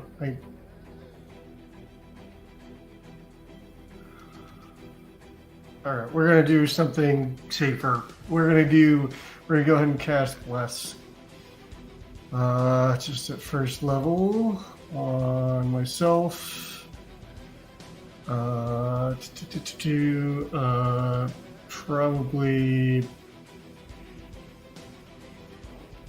Probably Brazen Edge and Charlotte.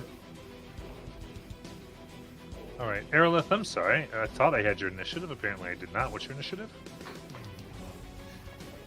22.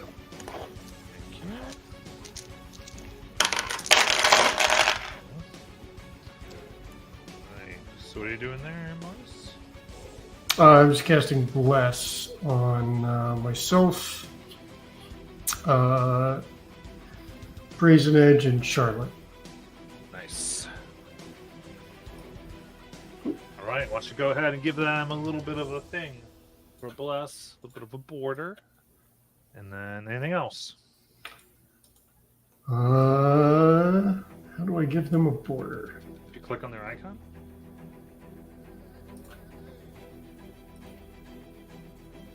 Yep. Oh. We'll make it white. Yeah, right. Then Aerolith. She pulls out a bow. A short bow. It's really beautifully engraved with phases of the moon and she just pulls the string back as an arrow incorporates into it. Nice. And we have an advantage, right? Correct. Okay, so she's gonna hit that first. She's gonna aim at that first clockwork hand. You got it.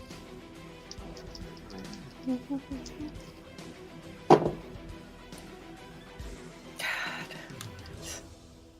that probably won't hit. That's terrible. Tell me anyway. 15. That hits. Oh, it hits. Okay, so if I hit with this range attack roll using this magic go, it takes an extra 1d6 radiant damage. Nice. So that's 4, 5, 66. One of it, I'll save one of it for the radiant. Because I don't know how that's going to work. 4, 10, 16, 23 magical piercing. Very nice. And then 1 radiant. Okay. All right. It goes in deep, severing a little bit of the rock and metal from it. Anything else? She will.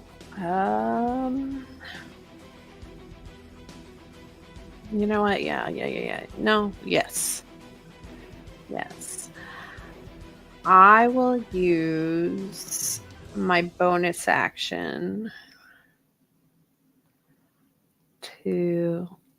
I don't know if I could command these things. So I will not command, but I will use I will just whistle a little. Sounds like songbirds, and give Lythra bardic inspiration.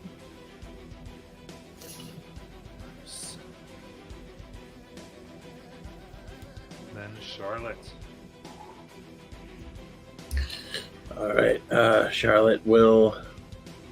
Let's see. She'll go ahead and move up to this one here. And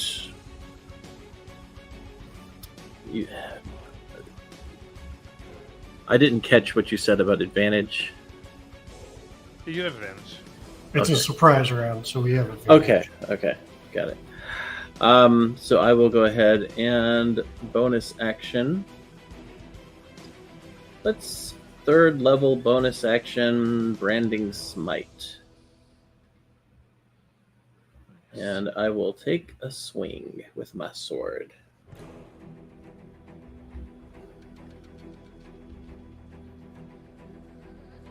That is a nat 20. Very nice. So that will be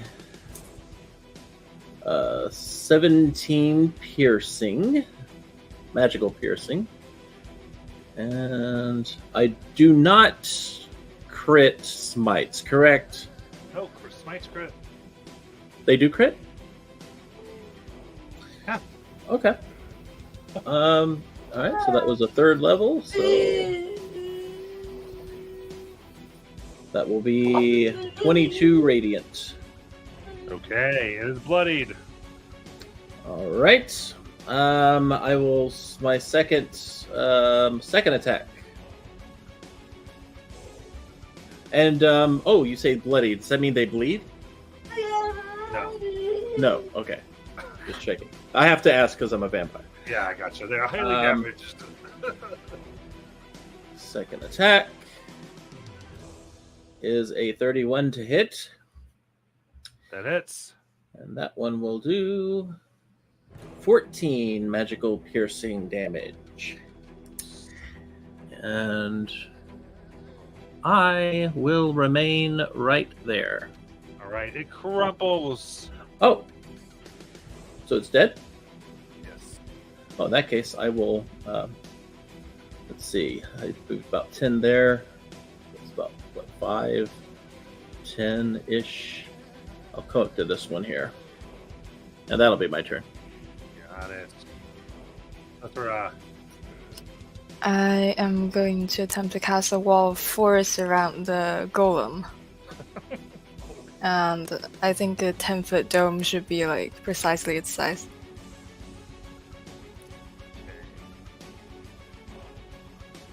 And I will do that as my action, and I am going to move a little bit away.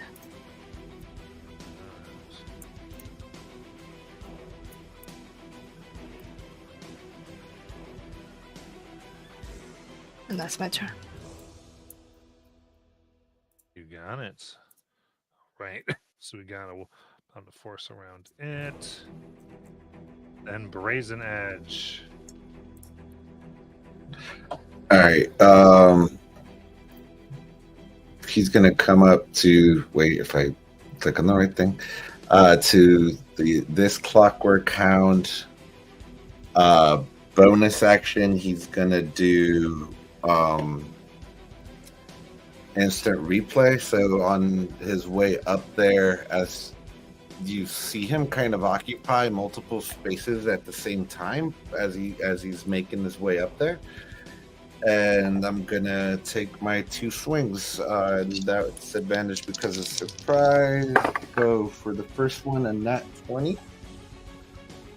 For 1d8 and d4. For that's not a d8. That's the d8, which is 8 slashing, magical slashing, and 1 thunder. And very the good. second attack, it's only 11 to hit, so I'm gonna trigger instant replay, which you see him miss, and then all of a sudden he just phases in and out, and he's back up at his swing again. For a 24 to hit.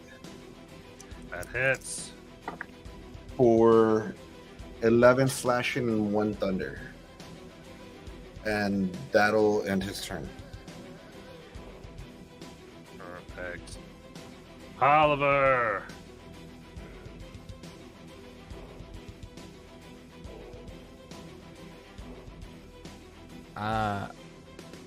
How tall are these trees? Between 20 and 50 feet. I imagine them being like 25 feet up on one of the trees. Okay. Yeah, you definitely can do that. 20, no, 20, it's 10 feet. They're, we'll say 40 if it's a 50-foot tree. And he will take some shots at, oops, where's my map? There it is. At the, there's a Clockwork Hound that Brazen Edge is fighting. Yep, you can do that. For a 25 to hit. That hits. For 38. Got it. 38 damage. Alright, it is severely damaged. And then I'll take a second shot. Okay. Well, so on your thing here. Never mind. Go ahead. Yep. Continue. The second shot at it won't be max. I gotta roll for it.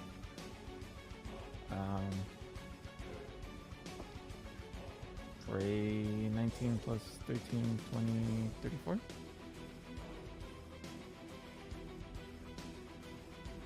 To hit. That hits. For this time only 8 magical piercing. Okay.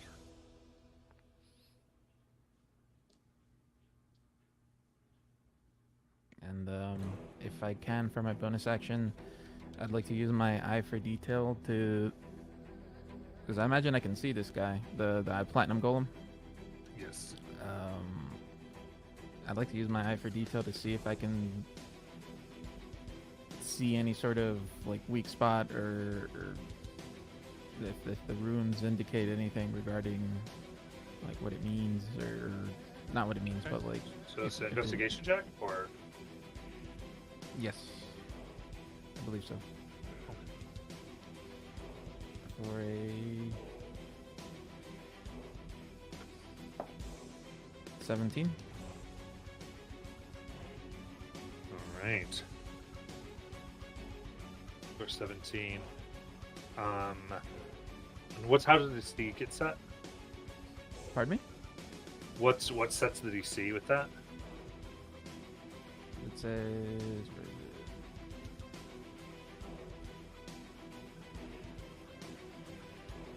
It says you can use a bonus action to make a perception check. Oh, my bad. Spot a hidden creature or an object to make an investigation, or to make an investigation check to uncover or decipher clues. Okay, fair enough. Yeah, I would say, looking at it, you would see that it. I mean, definitely is constructed to be extremely sturdy, and it is very clearly a machine made for war. And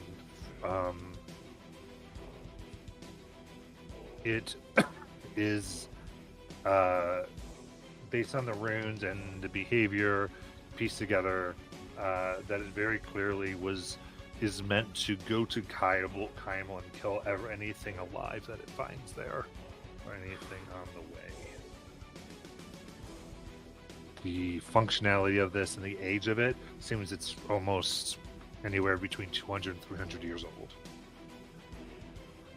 It had been dormant and has been activated. Well, damn. He's gonna call out, "We can't let this thing get to Kaimal." No shit. I'm glad you're here to tell us that.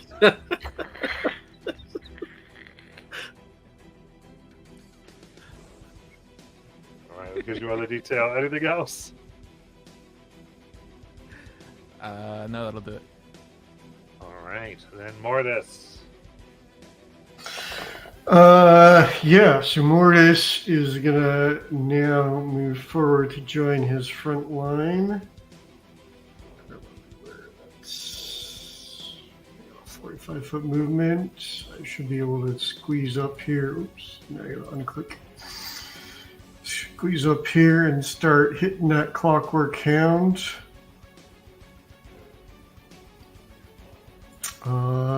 Yep. Where is... There's my unarmed strike. Okay. So just unarmed strikes. Not flanking because I don't want to get too far ahead of this thing. So here we go. Yep, and nothing is surprise anymore. So that's a 14 to hit. 14 will hit. Oh. For 8 bludgeoning damage, and I'm just going to assume this thing is immune to stun because doesn't have a mind, at least not what I can tell. So, oh, that's a natural 20 for the second attack. Nice. So that's 11 bludgeoning damage, and I get to roll my fun D100 dice. Oh, yes.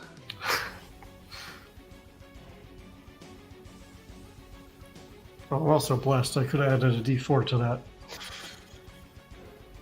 All right, what'd you get? 12. 12. Looking at the chart.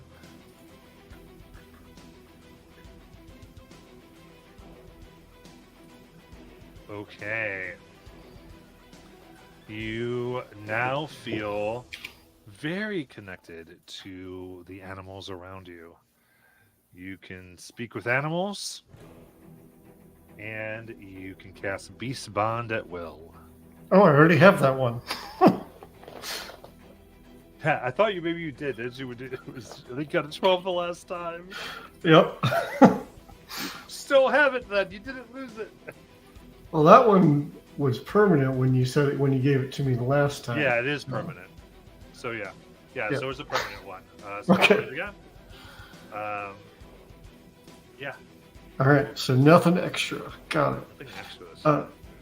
Cool. And then with where I'm positioned,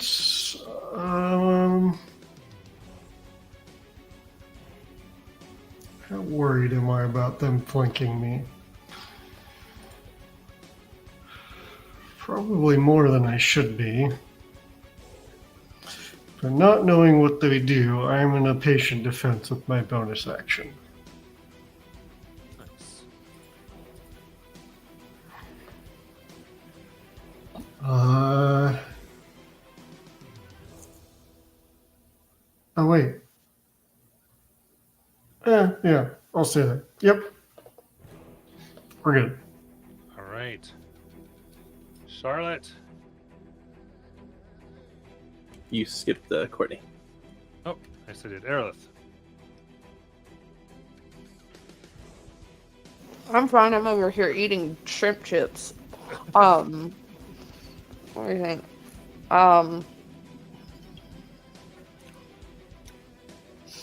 So we're aiming at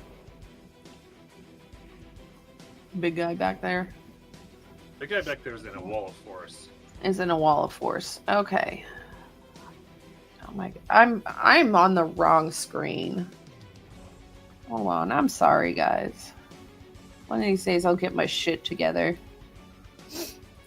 Are you trying to move your character on the broadcast just like Yeah. everyone else has done? And a lot of it is because if I'm not on the broadcast and I don't do anything, then it goes dark and it closes my computer. Okay, so I'm gonna move. Let's see if I can do it correctly because there's not a grid here. I think 30 feet was about right here. And I'm gonna shoot another arrow at the one next to Brazen Edge.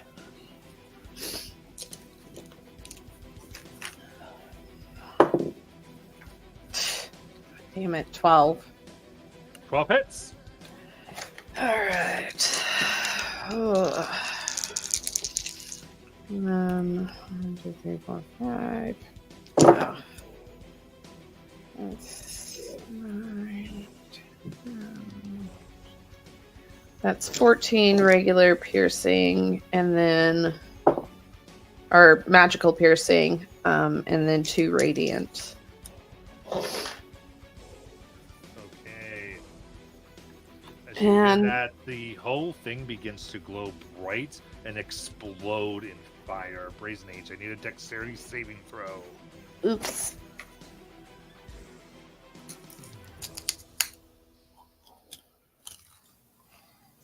Is Mort close enough that he needs to do that too? No. Bless also does saving throws, right? Yes. Okay, so that's 16 plus 1, so 17. And Right. you might be within 10 feet of me, right? For the +5. I am. So 17, that's 22. Okay. That is 4 fire damage.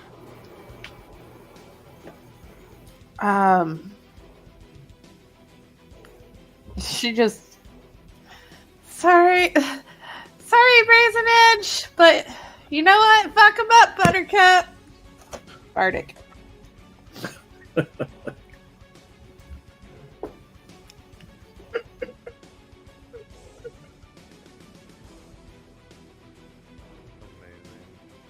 All right. Then Charlotte. All right. Charlotte, seeing that, knows this could be bad, but and the one next to Brazen, that one's gone, right? Okay, cool. So I'm going to go ahead and do a bonus action, 3rd level branding smite, And I will take my attack. All right. I swing for a 25 to hit. That hits. Right, that'll be 16 magical piercing and 13 radiant. If they're still up, Yep. I will go ahead and attack again. Oh, that one. Oh, wait, I got the +4. I need to add that onto there. All right, so a 19 to hit, That hits.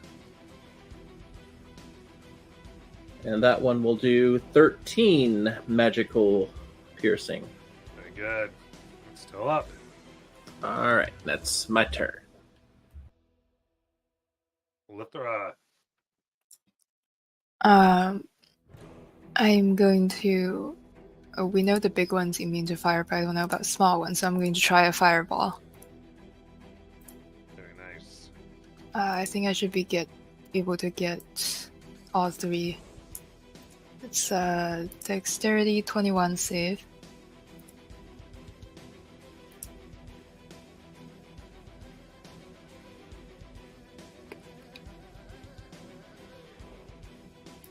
Yep. Sounds good. It's 31 fire damage if they fail.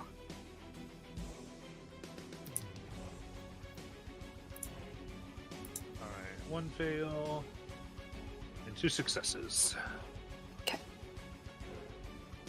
And I'm going to move a bit closer, and that's my turn. Okay, so they do all take the damage, and then the one by Charlotte and Mortis does explode. So I need a dex save. And add your 5. I don't know how much it's going to help me. It's going to have to put in a lot of work. Roll a natural 1 on that one. Oh. So 10 plus D4 for Bless gets me to 13, plus your 5 gets me to 18. There you go. And I got a 33. Okay, then you each will take 2 fire damage. Is that Evasion. from... Evasion yeah, gates none. I might have something like that too, actually. Wait, no, it's my vampire thing, and I don't have fury points because they're not bleeding. That sucks. So you said, I'm sorry, you said 2 damage or 4? 2. 2, okay. I I swear to God, I thought you meant that you blow up when you die. Oh, yeah, I totally blew up.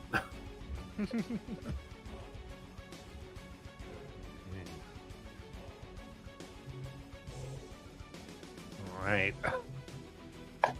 The golem's runes glow a bright red. And Brazen Edge.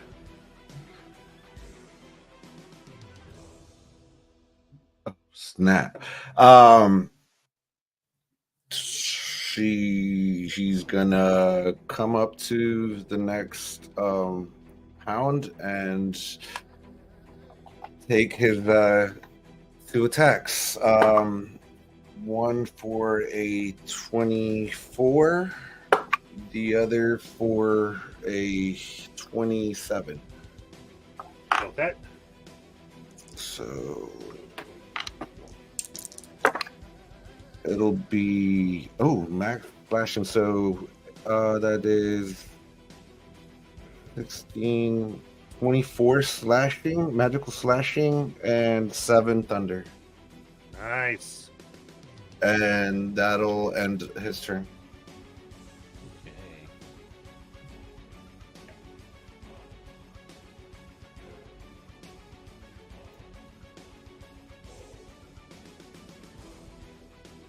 All right. A kind of viney tongue springs out of it, but you're able to easily move out of the way. And Oliver. You.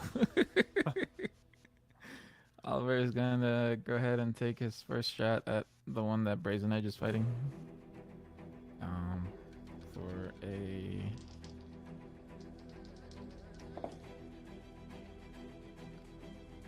19 plus 13.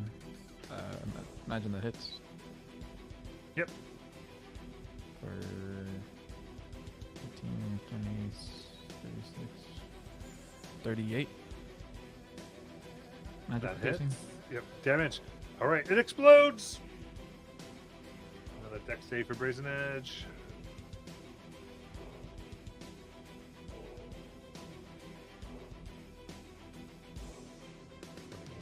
All right, then that's 4 fire damage. Anything else, Oliver? I use my second attack to shoot the other one for a 27 to hit. That hits. For 12 magical piercing.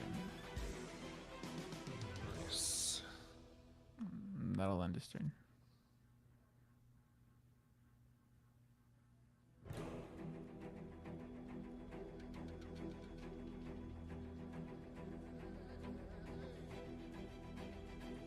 Right. It's going to take off inbound over here and up to Aerolith.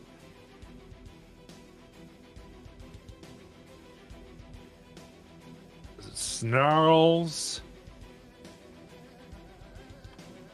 And the sword pronged tongue or bladed pronged tongue comes out.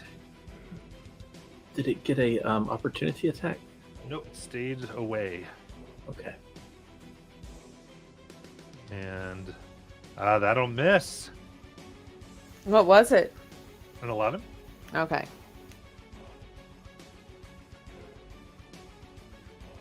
Mortis. Yeah, Mortis will back up to get this one off of Aerolith. This time heading around to flank. There we go. So here we go. Where's my buttons? With advantage because flanking gets me a 28 to hit Nice. for 6 bludgeoning. That is magical, by the way. Good. And second attack is a 23 That hits. for 7 bludgeoning. And this time we'll bonus action Flurry of Blows.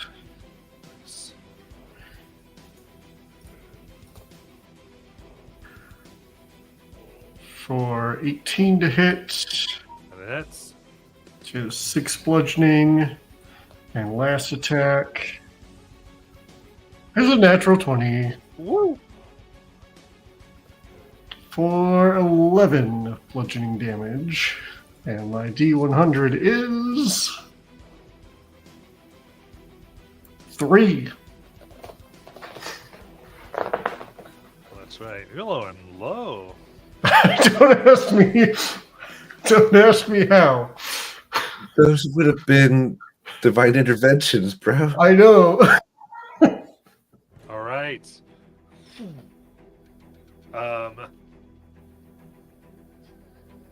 A surge of fey energy comes upon you as you hear the calls of all the beasts around.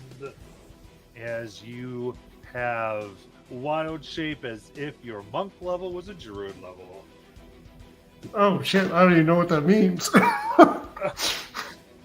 All right. You have a single use of wild shape. Actually, no, you gained the whole wild shape feature. My bad. So,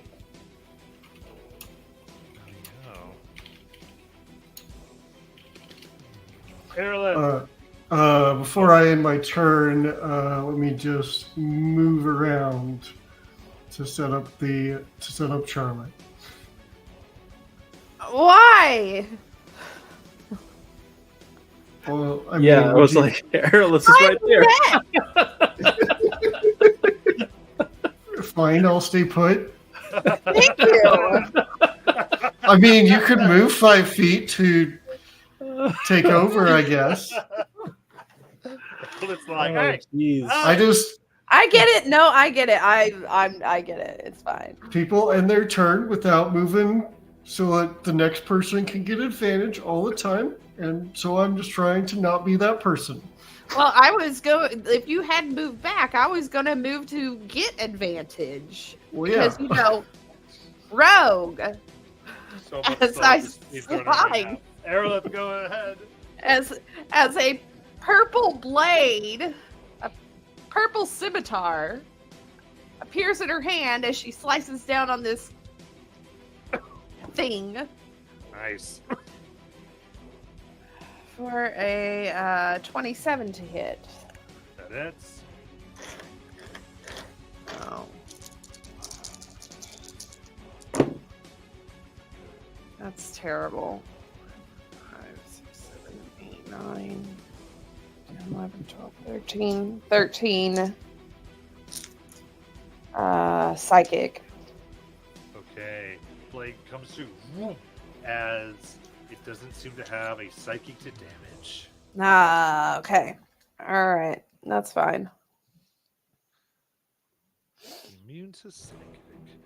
It's Charlotte. mean to psychic damage. Okay. Sorry, is there anything else, Aerolith? That's what I'm looking at.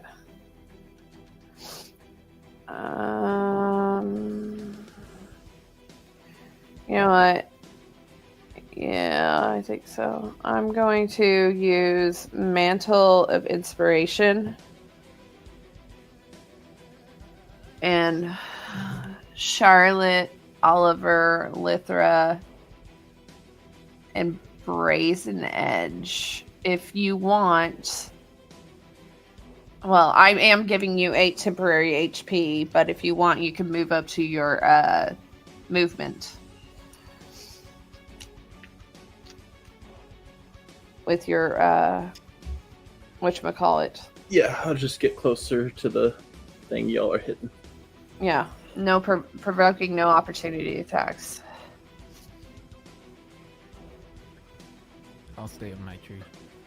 You'll stay in your tree. Okay, that's fine. Appreciate it. Though. But you all get 8 temp HP.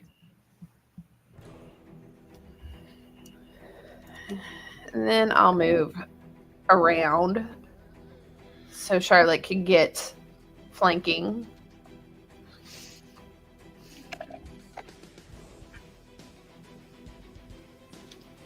How's that? Is that good, Mortis?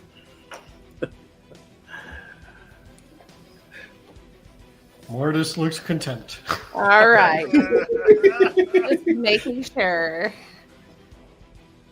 All right, Charlotte. Mom and Dad are fighting. I think Charlotte is going to use her, I think her last 3rd level here.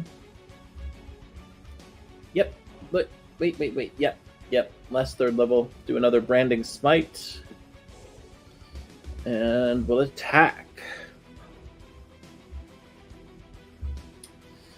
That is a 31 to hit. That hits. So that will be 13 magical here. Wait, I think whatever a longsword does. I'll look it up in a second. Because I've already owned spells. Okay. So it'll be 13 magical slashing, 14 radiant. Okay. So it explodes. So Charlotte Mortis, give me that deck save. All right. Everybody. Oh yeah, you both get +5. I don't think I need it, but I'll roll it anyway, or I'll use it anyway. I sure need it. 29 plus 5, 34. No damage for you. Evasion. 20. A dirty 20 as well. All right, both of you take 1 fire damage. No, I get evasion too. Nice. just me because my vampire stuff don't work. And I took that extra level in Rogue just for evasion. Bert? So next, let me see. That was one attack. So I'm going to. I know I can't reach this person in the wall, but I will use my movement 5, 10, 15, 20 ish to get right about here. I will drop my concentration for you if you want. I mean, yeah, if you want. Is forceful Oh, it's concentration? Or forced. For some reason, I thought it was until dispelled. Nope, Wall of Force is concentration. Ah.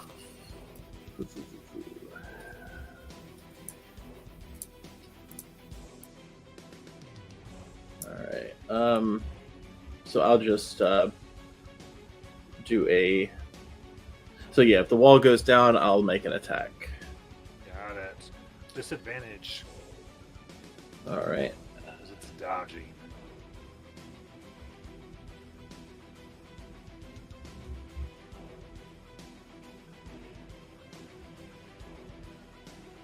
Give me 1 second.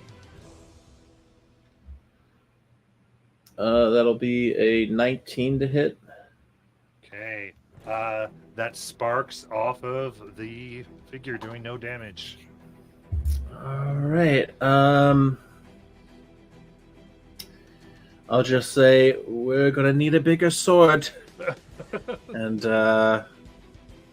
just kind of hope they don't fly away, because there I am. That'll be my full turn.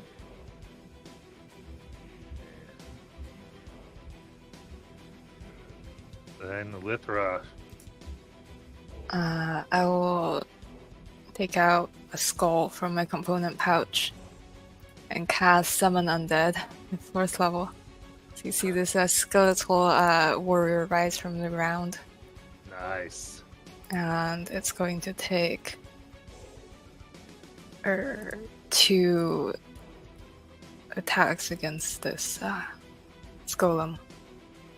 Spell attack to hit. Do I still have disadvantage because of it probably dodged? Something like that. Yes. So disadvantage.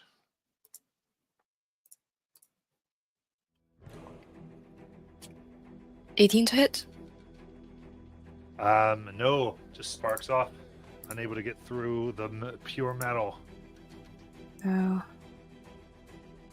24 to hit? 24 will hit. Okay, so that is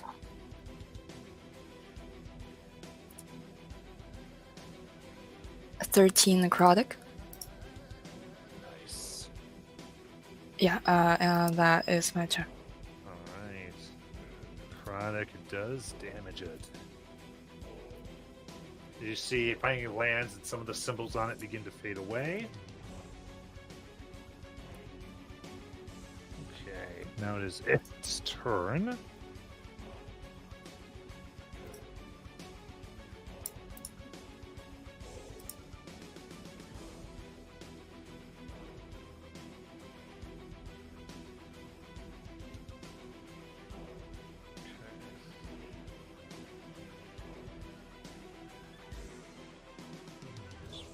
Finger here. 2. Okay. All right, so then what we'll at least do.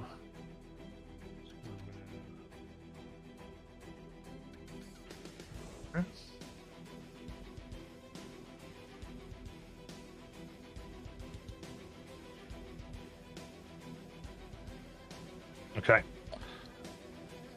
Steps around, and all the runes on it glow bright, and a blast of radiant energy bursts out. And I need a con save from Aerowith, Mordis, Charlotte, and Brazen Edge.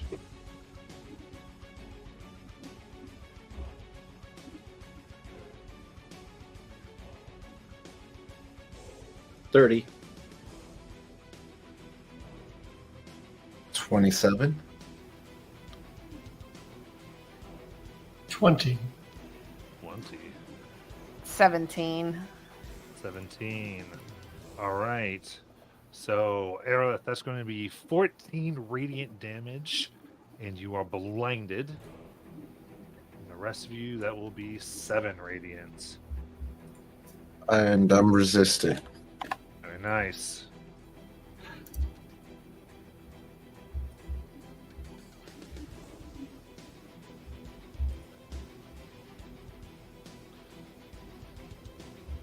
And then Brazen Edge. Where did the other guy go? Oh, they shot Wasn't him there because one that's why that- you had taken damage. I just hadn't taken them off right away. Oh, and I was positioning around him. Oh, okay. Bonus action. Brazen Edge is gonna do again instant replay because I see how difficult this guy can be to hit. As again he's running up towards this platinum golem, you just see him kind of skizzing in and out of view, and it's normal, right? He's not dodging at this point. No longer dodging. So that is 17 plus 9 is 28 to hit. That hits. So that is for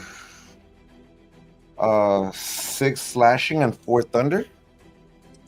Nice. And that's the magic with that. So 10. And the second is only it's a miss because it's 10, 12 to hit. So he just recalls right back to the top of the swing and gonna redo it. For 7 and 3, no, 4 and 3 or 7, and then 9, 16, and I'll use my bardic inspiration. 16 plus 6 for 22 to hit. That hits. For a total of 12 magical slashing and 1 thunder. Very good. And that'll end his turn. Yes, yes. And Oliver. Oh damn! He says as he noticed the flash. He's going to take a shot at the golem. No, he's gonna bonus action. What's it called? Hail of Thorns at 2nd level. Okay.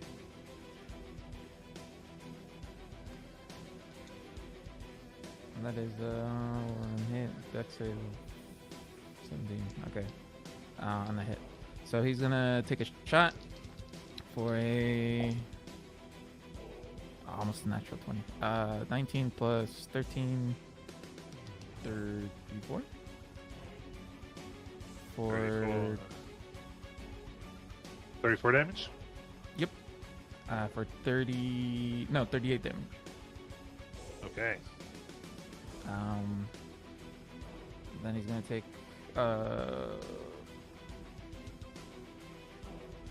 2d10.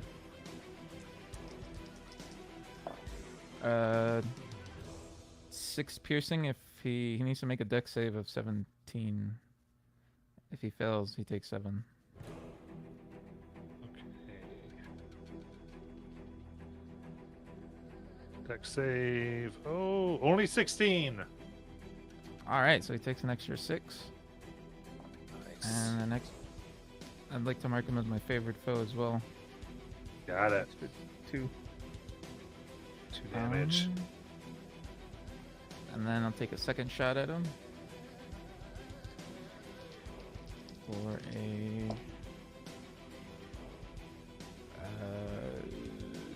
30 to hit for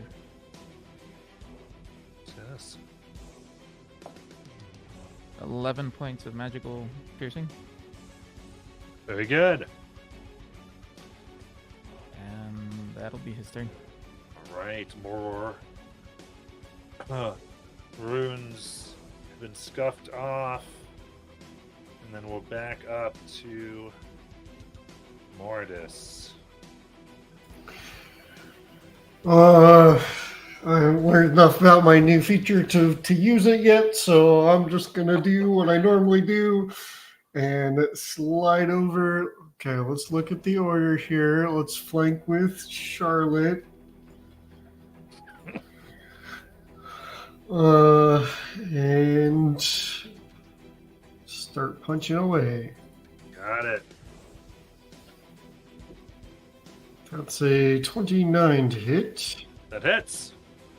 For 9 bludgeoning. Second attack is a 25 to hit. Yes, sir. For 9 bludgeoning again. Bonus action, flurry of blows.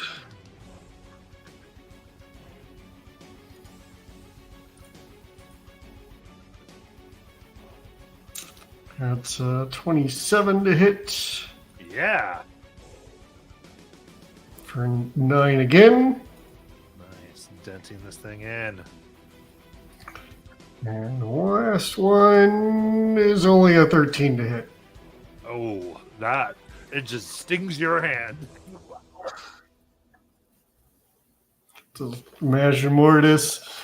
Pop, pop, pop. Hey, this isn't so bad. Oh! That's a hard spot. People cutting carrots and not looking at their fingers. Right there. Aerolith. She'll bonus action, I guess, steady aim and aim at the place where she last remembered this guy, just so she can actually just have a straight roll. Absolutely. And another moonlit bow arrow goes straight across for a 27 to hit. Oof, that hits. Alright. It's only 5 piercing. Nice. Sticks in. Line shot, very good. Aerolith showing her expert marksmanship. Anything else? That's my action and bonus action. Got it. Charlotte. All right. Charlotte will use her 5th level to ready a branding smite at the highest level, and then she will attack with her sword with advantage. And Moradis, have you passed all the saves for the D4 to stay active? Oh, I only took the 1 hit for 7. So, well, that's a no. Wait, I gotta use D4 on that save. It might save me. And you have a +5 as well if you were anywhere near me, but I don't know. If I got a +5, that'll do it. What's the distance of your aura? My distance, I believe, was 10 feet, but I don't remember where we all were when that happened. I would have been more than 10 feet. I would have been more than 10 feet. It would be down. Okay. Yeah, it'll go down because it's only a 9. All right.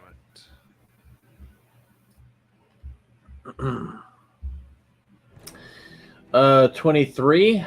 That hits. Good.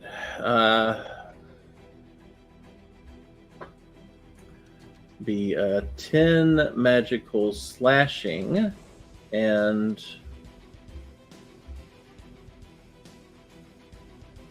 24 radiant. Very good. She will attack again.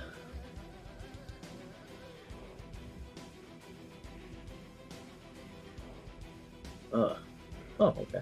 A 31 to hit. That hits.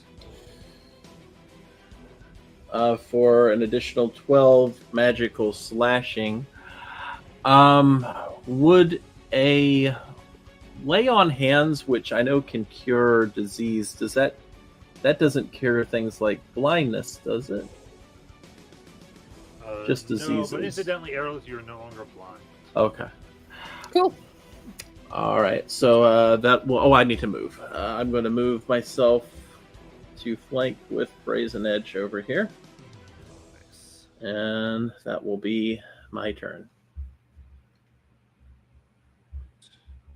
And Lithra. I love seeing you guys circle around this thing. Yeah, I am going to cast.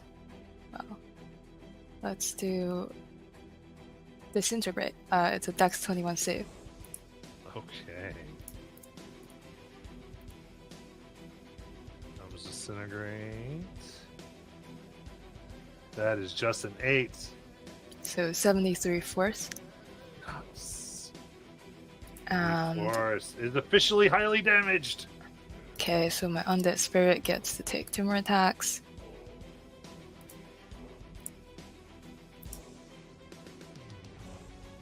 It's 18 to hit. Oh, that'll miss. Okay. Actually, platinum. Okay, 32 to hit for Yes.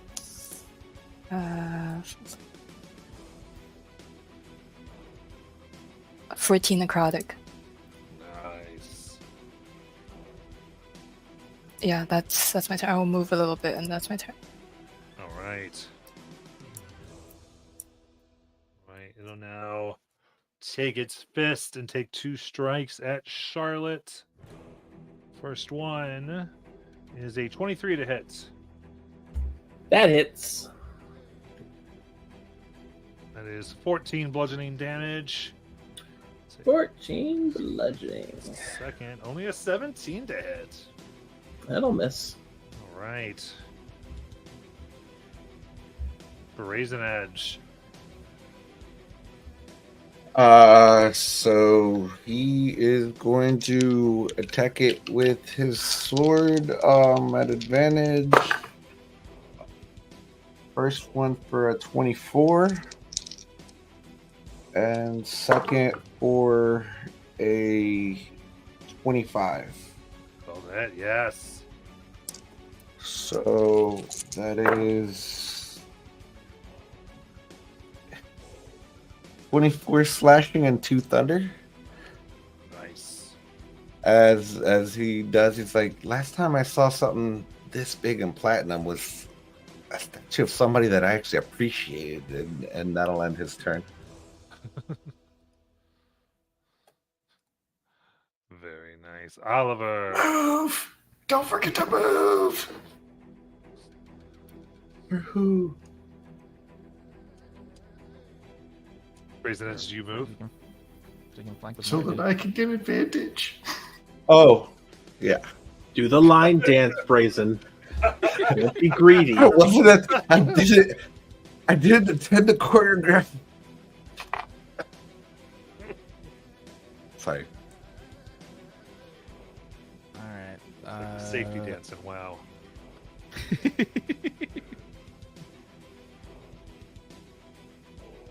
Oliver's gonna take a shot, but he's gonna do Hail of Thorns at first level first. Very nice. And on the hit, do a dex check.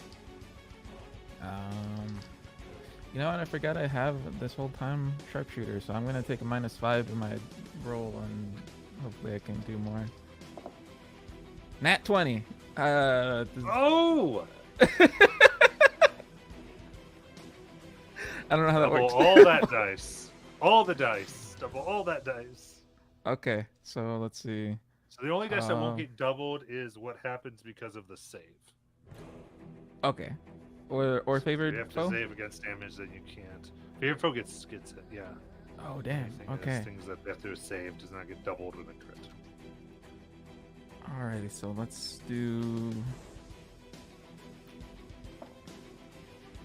It's 8.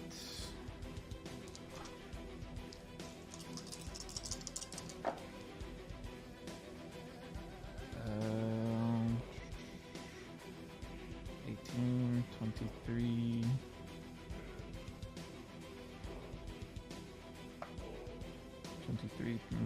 24, 27. Times 2 would be 54. 54 is 27 times 2. 54 plus 6. 60. And then a dex save to see if he takes an All right, extra. 15 on the deck save. So an extra 3 for 63. Nice. 63 damage. There we go.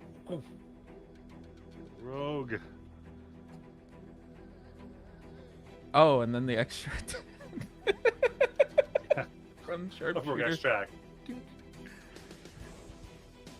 Sharpshooter. or Um, something.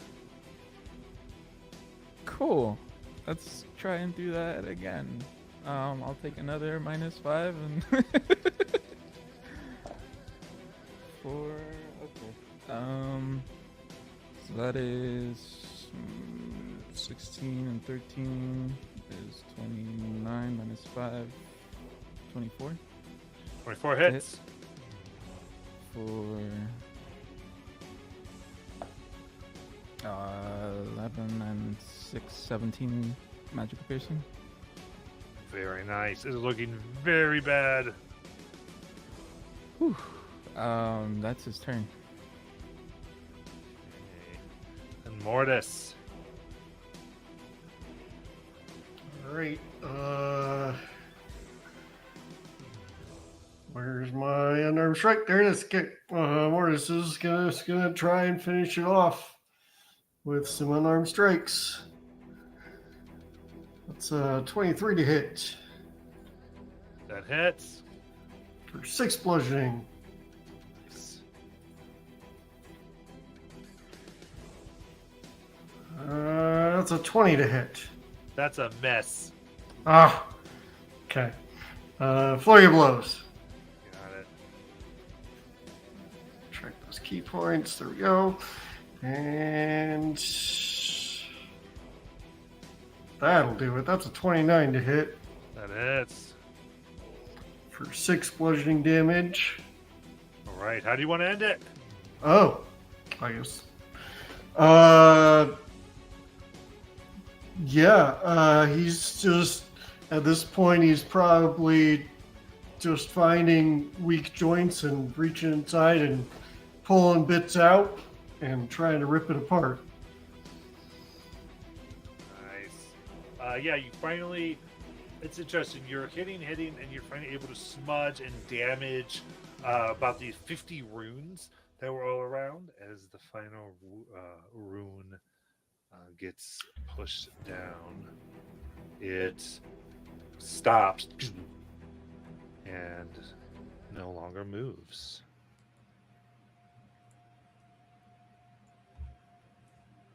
Resident Edge braces for explosion. Grace does not explode. However, there's a blue energy that pulses out, and you see it bright furiously on one piece of this.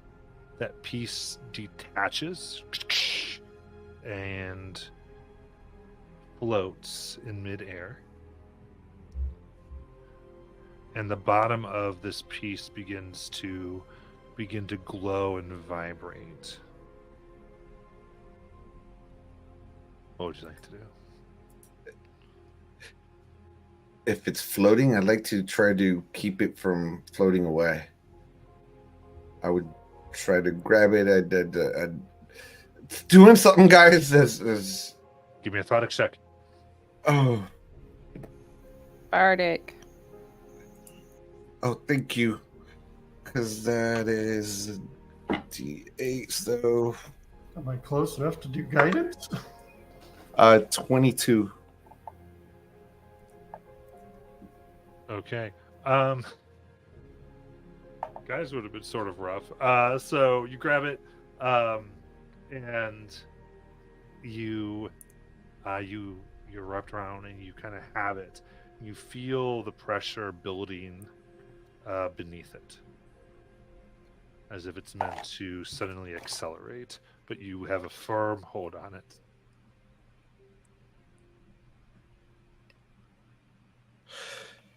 So as I have a firm hold on it, you're gonna see Ervir just kind of his color drain a little bit as he's gonna try to dispel magic on it. Ervir? I said Ervir, I meant Brezhnev. Sorry. Oh, okay. I heard it. Brazen Edge. All right. What's your spellcasting modifier? My Ability, I forget what it is. spellcasting modifier is plus 11. No, that's not correct. That's impossible. What Okay, ability my is... wisdom a plus 6. Okay, so there you go. So you roll with your wisdom.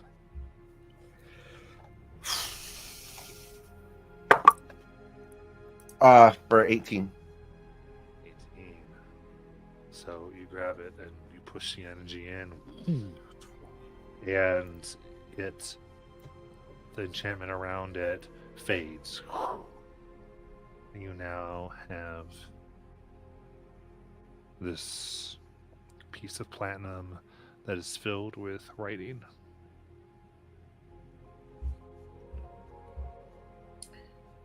Can I see what it says?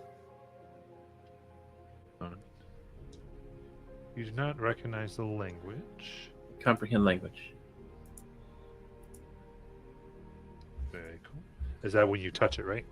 Yes. Very good. All right, as you run your fingers, it is. First, you pick up technical data. Things like a recent log of what it seems to be damage it has sustained, general toughness. It lists various magical effects that were used against it. It has a full data of this entire battle. You notice that it records all of your names.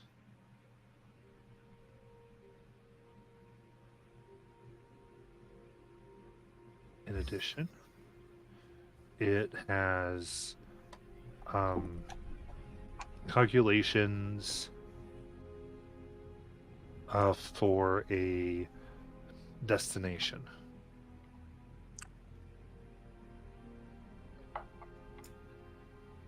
Like number coordinates. Mm-hmm. So I'm mentioning what I see. I'm probably not reading it directly, but I'm mentioning all the things that I'm noticing.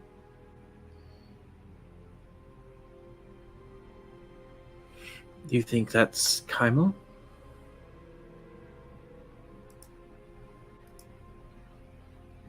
Based on the calculations, can we tell what location it is? See, Mortis has a map. I give him the numbers. What's your map of? It's the only map I think we ever got was the one that Dizzy drew. So Oh no! Didn't she have photographic memory for maps now? Oh, Wisdom saving throw. oh no! Just kidding. All have right. I gotten other maps? I don't remember if I've gotten other Everyone maps. says Mortis is the one with the map. That's why you're. I thought we bought a map somewhere at some point, and that's what I was, because I remember Mortis using a map when we were traveling. I mean, Devin was using a map. Mortis, I think, Maybe that's what it was. Mortis was definitely using the map that we had from Dizzy because That's what I think we had. All this time. That's why we were always lost. The dice told the story. Yes. Lithor, did you have something? Oh, like, can we try to recall geographical information from memory? So I don't recall anyone really seem like they intensely studied a map. However, I would allow investigation checks here to try to discern numbers and such these things. I will bardically guide someone who wants to take a deep look. I will use my advantage. That's 22 plus your d8. Yes. So that's a 28. Okay. 28. There's two things. One, the current trajectory for this is definitely not Kaimal. Well, you know where Kaimal is. It is to the northeast. You'd at least know definitely not on the continent of Taldore. In addition, there is a numerical code for recipient that was a DC 27. And it is designated recipient Enigma. Ah, knew it. God damn it! How dare you! How dare you! How fucking dare you! It's okay. I love it. I love it. It's fine with me. Aerolith doesn't know who Enigma is. Charlotte don't either. It's an enigma. Mortis does. I think Brazen Edge does because, yep, Irvir knew who knew Enigma. Checks out.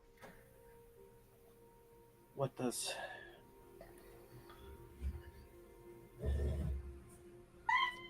Can we tell which direction this thing was coming from, more or less? You could. Do you wish to travel the path? I'm just wondering if it's the general direction of Amon or not.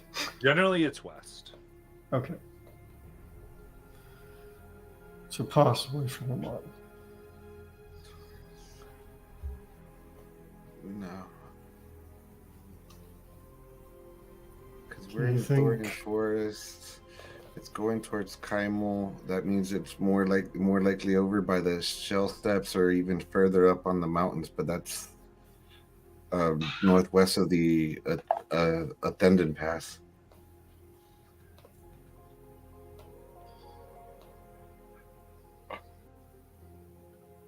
How far out of the way will this take us?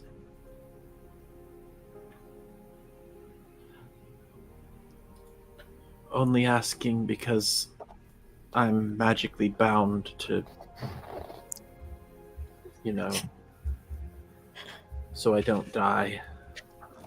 It's a little on my mind. If it's to the west, then it's generally in the right direction, right? We're just taking a slight detour.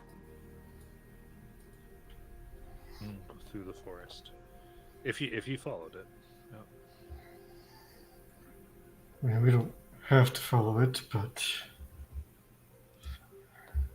it would lead us, I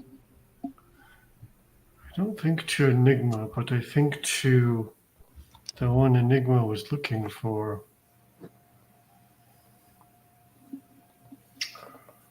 Brazen Edge, do you remember her name? Was it Nala? No. No.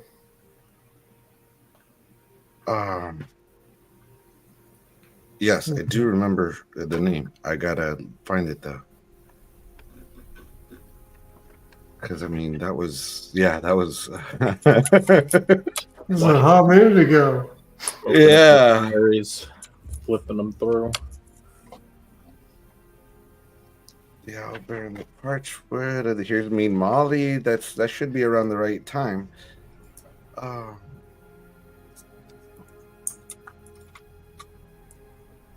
Naihana. No, yeah, Halfling killed Naihana, which was his or her creator.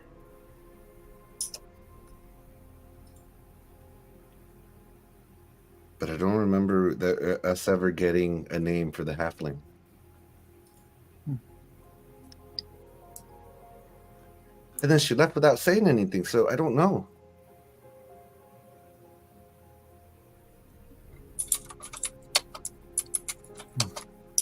Well,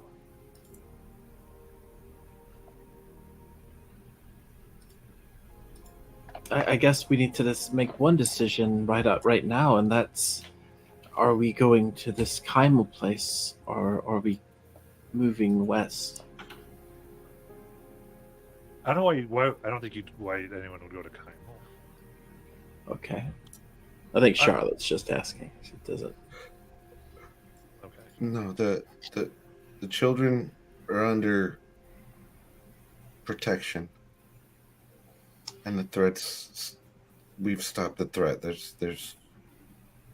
If we deviate that much, then your life may actually be in danger. Okay, so we know that we have a direction then. Regardless of if we make this stop or not, we have a direction.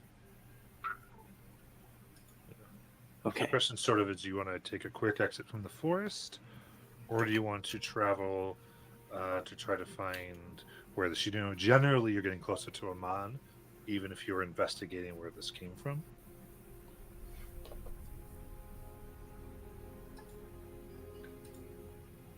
And with, I believe, Charlotte's abilities, you're probably not really losing time either, because of all the stuff. It's up to you. If it's something we feel we should do, then we can stop.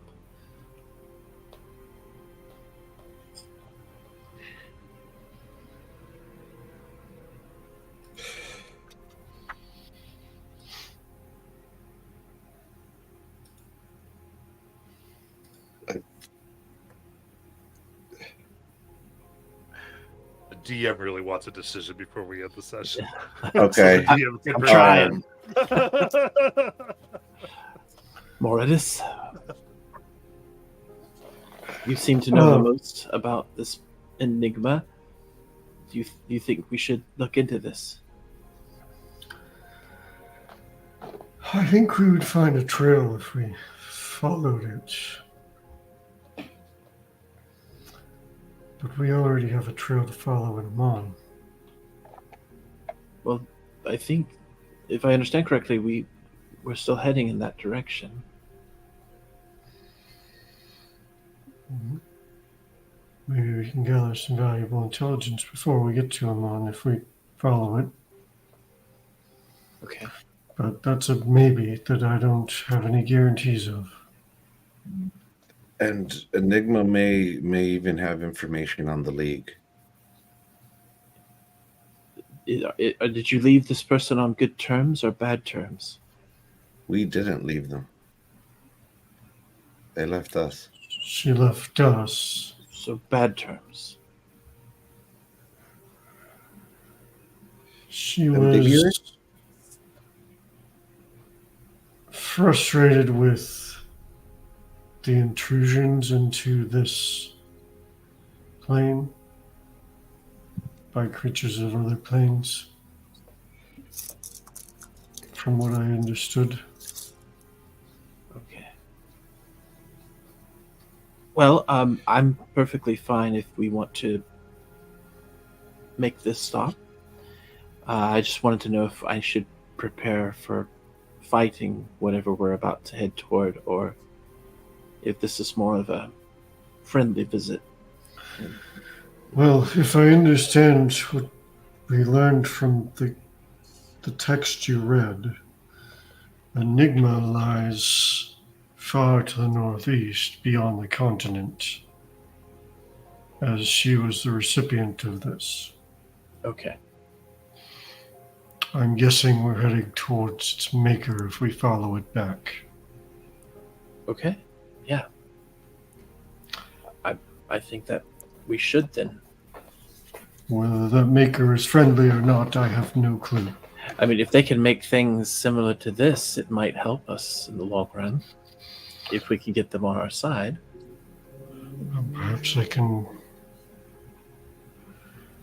Perhaps we can help them unravel the secrets of the League's constructs and gain a powerful tool against them. Like mech armor. I think it's worth a chance. Everyone else, how do we feel? I want to meet whoever made this.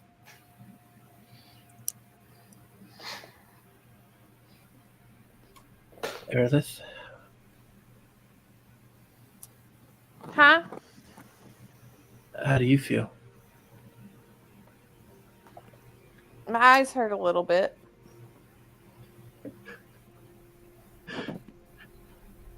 Are you okay if we go follow this trail back to its creator before Oh. getting to him on?